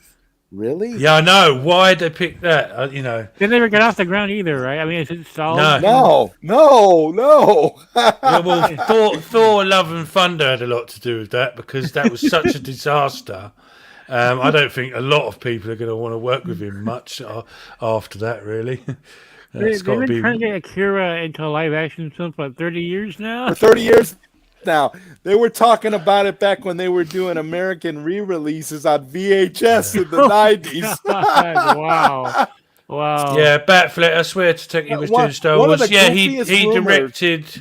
he directed an episode of The Mandalorian, I think it was. Which was actually a good episode, I think. It was a good episode. Yeah, I've got to give him that. You know, I'm a big fan of The Mandalorian. Looking forward to that. March 1st, only a few days to go. Oh, that's right. And talking of The Mandalorian, we're going to be covering that on the back channel. You know, Trey, our thing, Delta Squad that we do just about Star Wars. There's going to be a watch party, I think Wednesday. I'm not sure. And then on Saturdays we'll be doing a breakdown of each episode of The Mandalorian. Yeah, I think James Mangold is going to do something. Up and away, gun directing Superman movie. I know he will. He's going to do it. Yeah. That would kill any goodwill I have for Brave and the Bold. Yeah, I don't think it's going to happen, but please don't. Well, if anything, it's going to be Ryan Johnson. You were saying James Mangold? Yeah, he's going to do something. Yeah. Well, do you know what? That could be half decent. I do like James Mangold. I like Logan, so I mean, you know. Yeah, and he done a really good job with Ford versus Ferrari. That's one of my favourite movies of all time. Absolutely amazing. And obviously he's directing Indiana Jones, the last part of Indiana Jones. I've heard great things about that film. I'm very excited about it. His horrible narrative is all bullshit. I mean, it looks incredible. And, it does. And spoiler alert, I don't know how they're going to write it in, but Harrison Ford did confirm this will be his last outing as Indiana Jones. There's not going to be a sequel to it, so he's more than likely going to perish, as they say. I don't think so. I don't think they're going to kill him off. I don't think so. No, I was thinking either maybe he gets sort of trapped in some sort of other dimension or something. He just rides off into the sunset and has a happy ending. That would be a good way of ending it. Yeah, I could imagine that. He did. Yeah, that's what we were just saying about that. He did an episode of The Mandalorian. It was actually quite a good one. That was the one with the robot, the shootout Western robot right. That was a good one. with a robot. I think it was that one. Yeah. Did he play? I think he was the voice of the robot too, right? Wasn't he? I think probably he was. Yeah, I think he was. Yeah, he might have been. He's done a bit of that sort of stuff. Yeah. James Mangold, Swamp Thing, very good. Yeah, that would be cool. But obviously, again, even with James Mangold directing, I'm just not hyped about any of this James Gunn crap. I really am not. Yeah, if somebody else was in charge, I would be. But Yeah, I'm not. As if it's got James Gunn's hands over it, I've not got the buzz. It's not there, and I'm seeing it all over the internet as well. People are just saying, just meh is what I'm hearing. yeah, Is I have meh. not. We have People are just like meh, not interested. yeah, yeah. being in the front lines with a website. I get to see what people are really going crazy about, right? And we haven't had any traction at all with Guns projects. Nobody The slate did cares. nothing for us. No, And in fact, the most buzz we've gotten lately was for the Flash, which he had Yeah. nothing to do with. You Same know? on my page for my stuff that I post on Facebook. That was the most hyped up stuff that got. Pictures of Ben Affleck riding the motorbike and Oh yeah, they love that. yeah. you know, Even Supergirl, Sasha Kaye, even gets a lot more. and then you've got the whole Michael Keaton fan base who are There you excited go. about it. Yeah, That's gonna be a lot of bums in seats in cinemas. I think it's gonna do quite well. Quite well, yeah. I know it's the end of the Snyderverse and all that. As for the Sort of. moment. For the moment, For the moment, yeah. we don't know what the future holds. The end at Warner. The end at Warner, anyway. Yeah. They should reveal that Indy 4 was all a dream. I've never seen a worse buzz for a film, for a comic book tentpole film, than Shazam 2. That is the worst buzz. There's Yeah. nothing. Right There's into sunset. absolutely nothing. No one cares. Yeah, I wish they could have used it. Yeah. it as a tax write-off. Like they really, Right. if it wasn't for Saffron, they probably would have. Yeah, Fair I'd rather enough, see yeah, Batgirl than James Shazam 2. Lost. I'd actually go see Batgirl.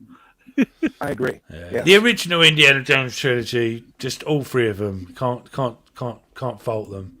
Can't. Skywalker's done a better job hyping DC in the actual heads. Yeah. You're right, Batman. Yeah. He does. Yeah, Sky saving DC. That's right.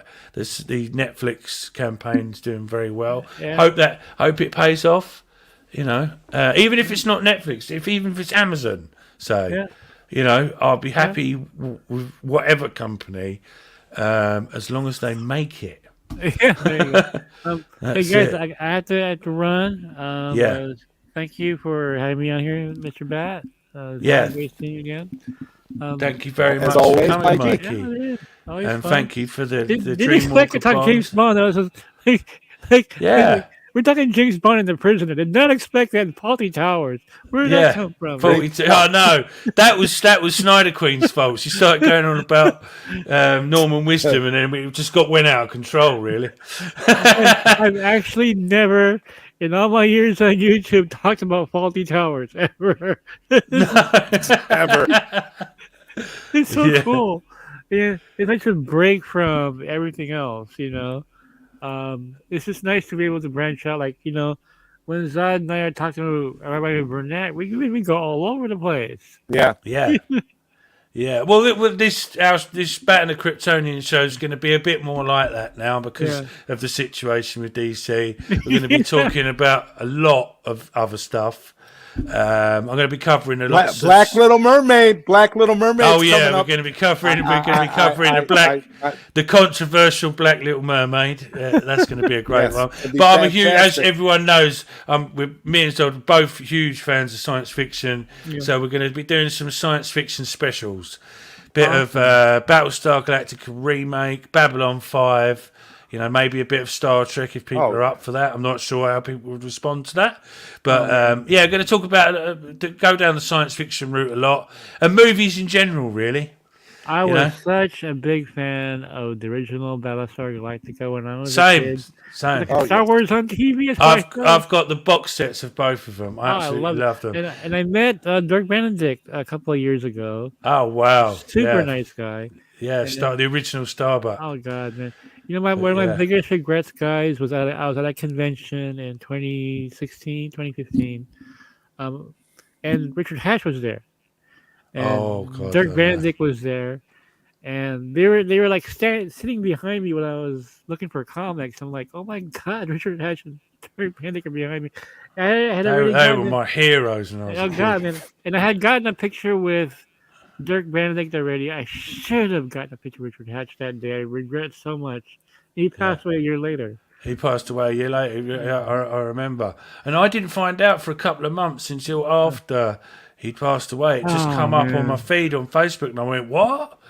You know, because obviously, well, we're delving into Battlestar Galactica territory as well. If Richard Hatch played Apollo in the original series, and he also played a character in the reboot, the 2003 reboot. So, things like that we're going to be covering. So, but yeah, Richard Hatch, Dirk Benedict, classics, and made me realize, David, that if you get an opportunity to meet a celebrity, take it. Because you don't know. You have exactly. When I met Kevin Conroy at the beginning of the year, so many people said, "Oh, I'll leave it till next time." You know, I'll go. You know, and I went to meet him and Wilfried, who played Terry McGinnis. Got my photo with them. I've showed it on here before. Yeah. And then obviously Kevin Conroy died. We've done an episode about it as the most iconic. So good advice there, Mikey. To people out there, if you really want to go and see someone, go and see them. Yeah, and I had the opportunity to see Kevin Conroy myself, and I passed it up. You know, this is sad. I mean, I wish I'd gotten that photo because you just never know. I mean, Richard Hatch is the one I just, like, damn, Yeah, I was gutted about Richard Hatch because that was, my whole childhood growing up was we had the Star Wars and then came Battlestar Galactica afterwards. It was just so cool. Oh, I did meet Chewbacca though. I'm glad I got that picture taken a few years ago. It's funny. Before I got my picture with him, we were walking along into the convention center. This guy in a chair, like smoking a cigarette, right? And my friend waved to him, like, I really thought some homeless guy that he was waving to. He goes, "Dude, it's Chewbacca." I'm like, what the fuck? You thought it was a homeless guy? Wow. I thought it was a homeless guy. He just really dressed down, just sitting on his, those mobile chairs, and oh my god, I couldn't believe you were just walking past Chewbacca. It's like, what the fuck? But seize the day. If you want to seize the day, go and see these people because life is short and anything can happen, Or they might not even stop by your town anymore. They always, you might not get that chance anymore. No, that's right. Why when Melissa Benoist was in Portland, Oregon, went down to see her, 3-hour drive because when will I get my next chance? And Supergirl gets canceled, so she'll probably never go to these conventions again. Who knows? So Ming Na Wen's going to be at up in a multiverse movie. There you go. Yeah, probably like 70 years old by then, right? Yeah, well, that's another. They need to get on with the Snyderverse. Is the actors ain't getting any younger. That's another reason they better get their ass in gear. Yeah, I'm a big Buck Domain. I met Gil Gerard a few years ago. Buck Rogers. Yeah, I'd love to meet him from Buck Rogers. Super cool guy there. Super cool guy. Yeah. All right, guys, I think you're going, but Buck Rogers. Right, thank you, Mikey, for coming. Absolutely appreciate it, and I'll speak to you in the week. And, all right. See you guys. Thank you. See you later, Mikey. Bye. Thank you very much. Right, let's get back to this chat. I don't care which company as long as it happens. Just say Netflix. Don't mess with the hashtag numbers. No. Keep the mess. I'm just saying I don't care what company. This is, you know what I mean? Yeah, definitely stick with the Netflix thing. I didn't mean to change anything there. Hold on. Gun is hoping Shazam 2 flops will replace the Suicide Squad as the biggest flop as DC. Yeah, maybe. Yeah, probably. Because season 3 is great so far. Yeah, me and my brother have been watching that. It's absolutely amazing. Well, that's something we can cover with the Star Trek stuff. First 2 seasons were great, but this season 3 is proper Star Trek Next Generation follow-up. It feels good, and It's very well done. Yes.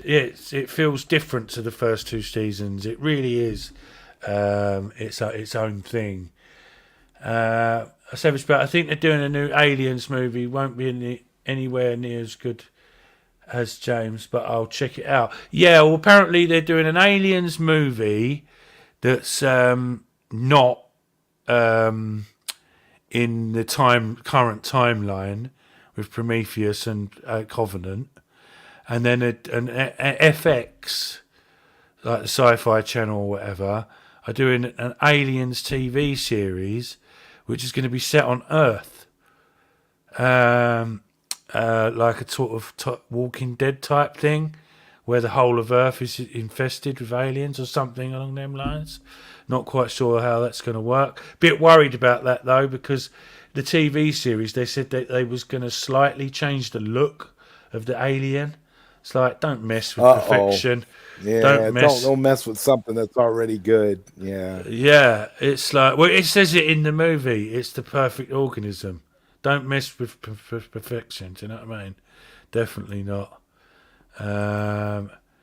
Mark Hamill says he'll never voice Joker again, but I understand why. Yeah, that is sad, and it's obvious why.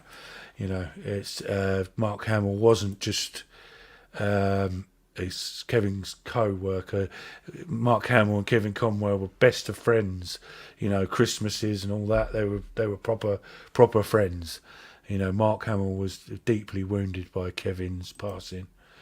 I got to meet Kevin Conroy. Yeah, cool dude. Yeah, it was lovely to meet Kevin. He was such an incredibly nice guy. I met Worf at a Star Trek convention. Nightwing, how you doing, mate? Yeah, that'd be cool. I would like to meet Michael Dorn. He's an incredible actor in Star Trek. Never seen him in anything else though. Funny enough, that's a bit weird. Later, Mikey. Peace, Mikey. Gun versus Saffron. The box office flops. Yeah, Battle of the Flops. Battle of the Flops. Savage. Are you a fan of the Predator movies? Of course I am. I'm an 80s kid.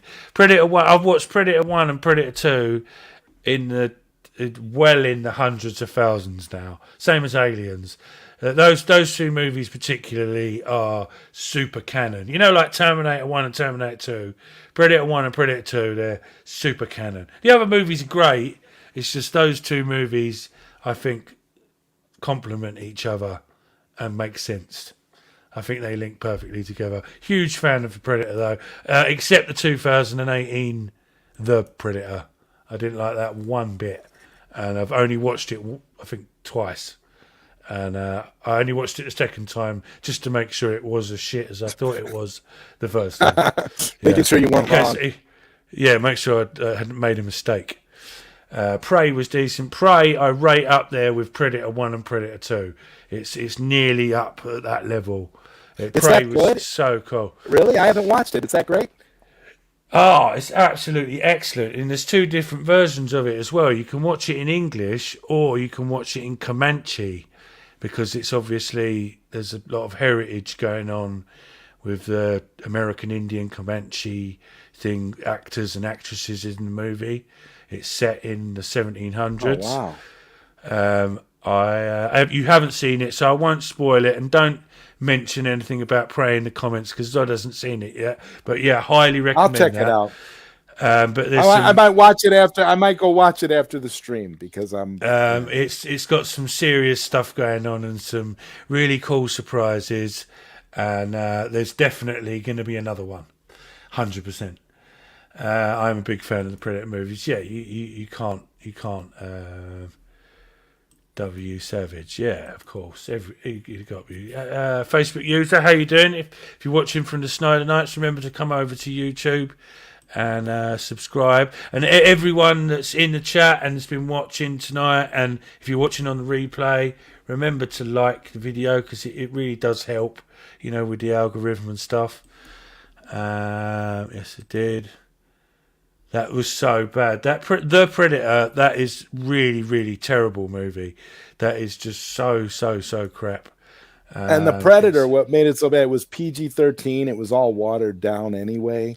It was crap. It looked like Guardians of the Galaxy crossed over with the Predator. It was so crap. Honestly, don't even get me started with that movie. I absolutely hate it. It's a disgrace to the franchise. Yeah, Zod, you'll really enjoy Prey. It's absolutely amazing. Zod Writer Watch Party, pow. Yeah, unfortunately, I'm too tired for that. It's 2:30 a.m. in the morning in the UK, so there'll be no watch party for me tonight. Yeah, no spoilers. Yeah, Native and American Comanche. Yeah, you can watch either the English version. I recommend watching the English version first, and if you're interested, watch the Comanche version afterwards, because it's just a nice little touch, and respect to the Comanche people that have not had a lot of good representation over the years. So that was a great thing for them. Technically speaking, Predator exists in the DC universe. Yeah, we've crossed over with Batman. A lot of characters do. Right, anyway, I'm going to have to stop with the comments then. We're going to have to wrap that up. We're at 2.5 hours. Yeah, it's been a great show. And you've got on Wednesdays now your super show with Mikey Sutton and Robert Mayer Burnett coming up. Is that this Wednesday coming? That's coming up. That'll be this Wednesday, 10 p.m. Pacific Standard Time or midnight Central Time. It's midnight for me, so it'll be midnight Thursday for me, but it's Wednesday for Pacific Time. And yeah, I'm super excited. It's gonna be a weekly show now, and we're gonna be running on full cylinders with that one. So you're definitely gonna want to check that out. Yeah, that's going to be really exciting. Mikey Sutton, Robert Ray Burnett, and Zod Writer. They're just getting started with that, but I'm sure I might make an appearance on that at some point. Absolutely, man. Of course. We do a little bit of a crossover. That'd be nice. And let's just say goodbye to everyone. We've got the Trey from the Bat Channel, or what's up, Bats? How you doing, mate? I'll be seeing you for the Mandalorian in the week. Bat Channel, they stopped taking the comments right when you came in. You scared them off. Yeah, no, it's all right. We'll make an exception for Trey. We're partners in crime with our Star Wars Delta Squad streams on the Bat Channel, which is coming up soon. I think that's Wednesday, like I said earlier, and then Saturdays we're doing the breakdowns of each episode of The Mandalorian. Cocaine Bear, my man. I will never watch that Predator movie again. No, neither will I. It's that bad. I will actually not watch it again. It really is good. Sin Herbert, thank you. You've always great in the comments, Sin. You've been looking up stuff, double checking stuff on the internet for us. It's very much appreciated. We love that kind of interaction. 100,000 bat points for you, mate. It's excellent stuff. Great show. Thank you very much. Great show. Fun stream. Yeah, thank you very much, everyone. It has been a fun stream. We've had a good laugh and gone completely bonkers off the scale with the subject. Don't know where that... Talking about James Bond. Huh? He's talking about James Bond. It was all Snyder Queen started it with bloody Norman Wisdom, and it just got out of hand. Yeah, no worries. I mean that. Yeah, more of that, please. We love that kind of interaction. Sorry, been under the weather lately. Yeah, get well soon. Get well soon, bro. Corey was saying, Super bro. Yeah, get well soon, mate. Right, I'm going to have to wrap it up there, people, because it is motherfucking late. It's my co-host, Zod Writer. I'm the motherfucking Batman. Thanks for tuning in. And I'll see you in a fortnight for another show. I'm not sure what it's going to be yet. But we've got plans and we're going to be working things out. And we'll see you then. I'm the motherfucking Batman. This is the Bat and the Kryptonian. Batman out.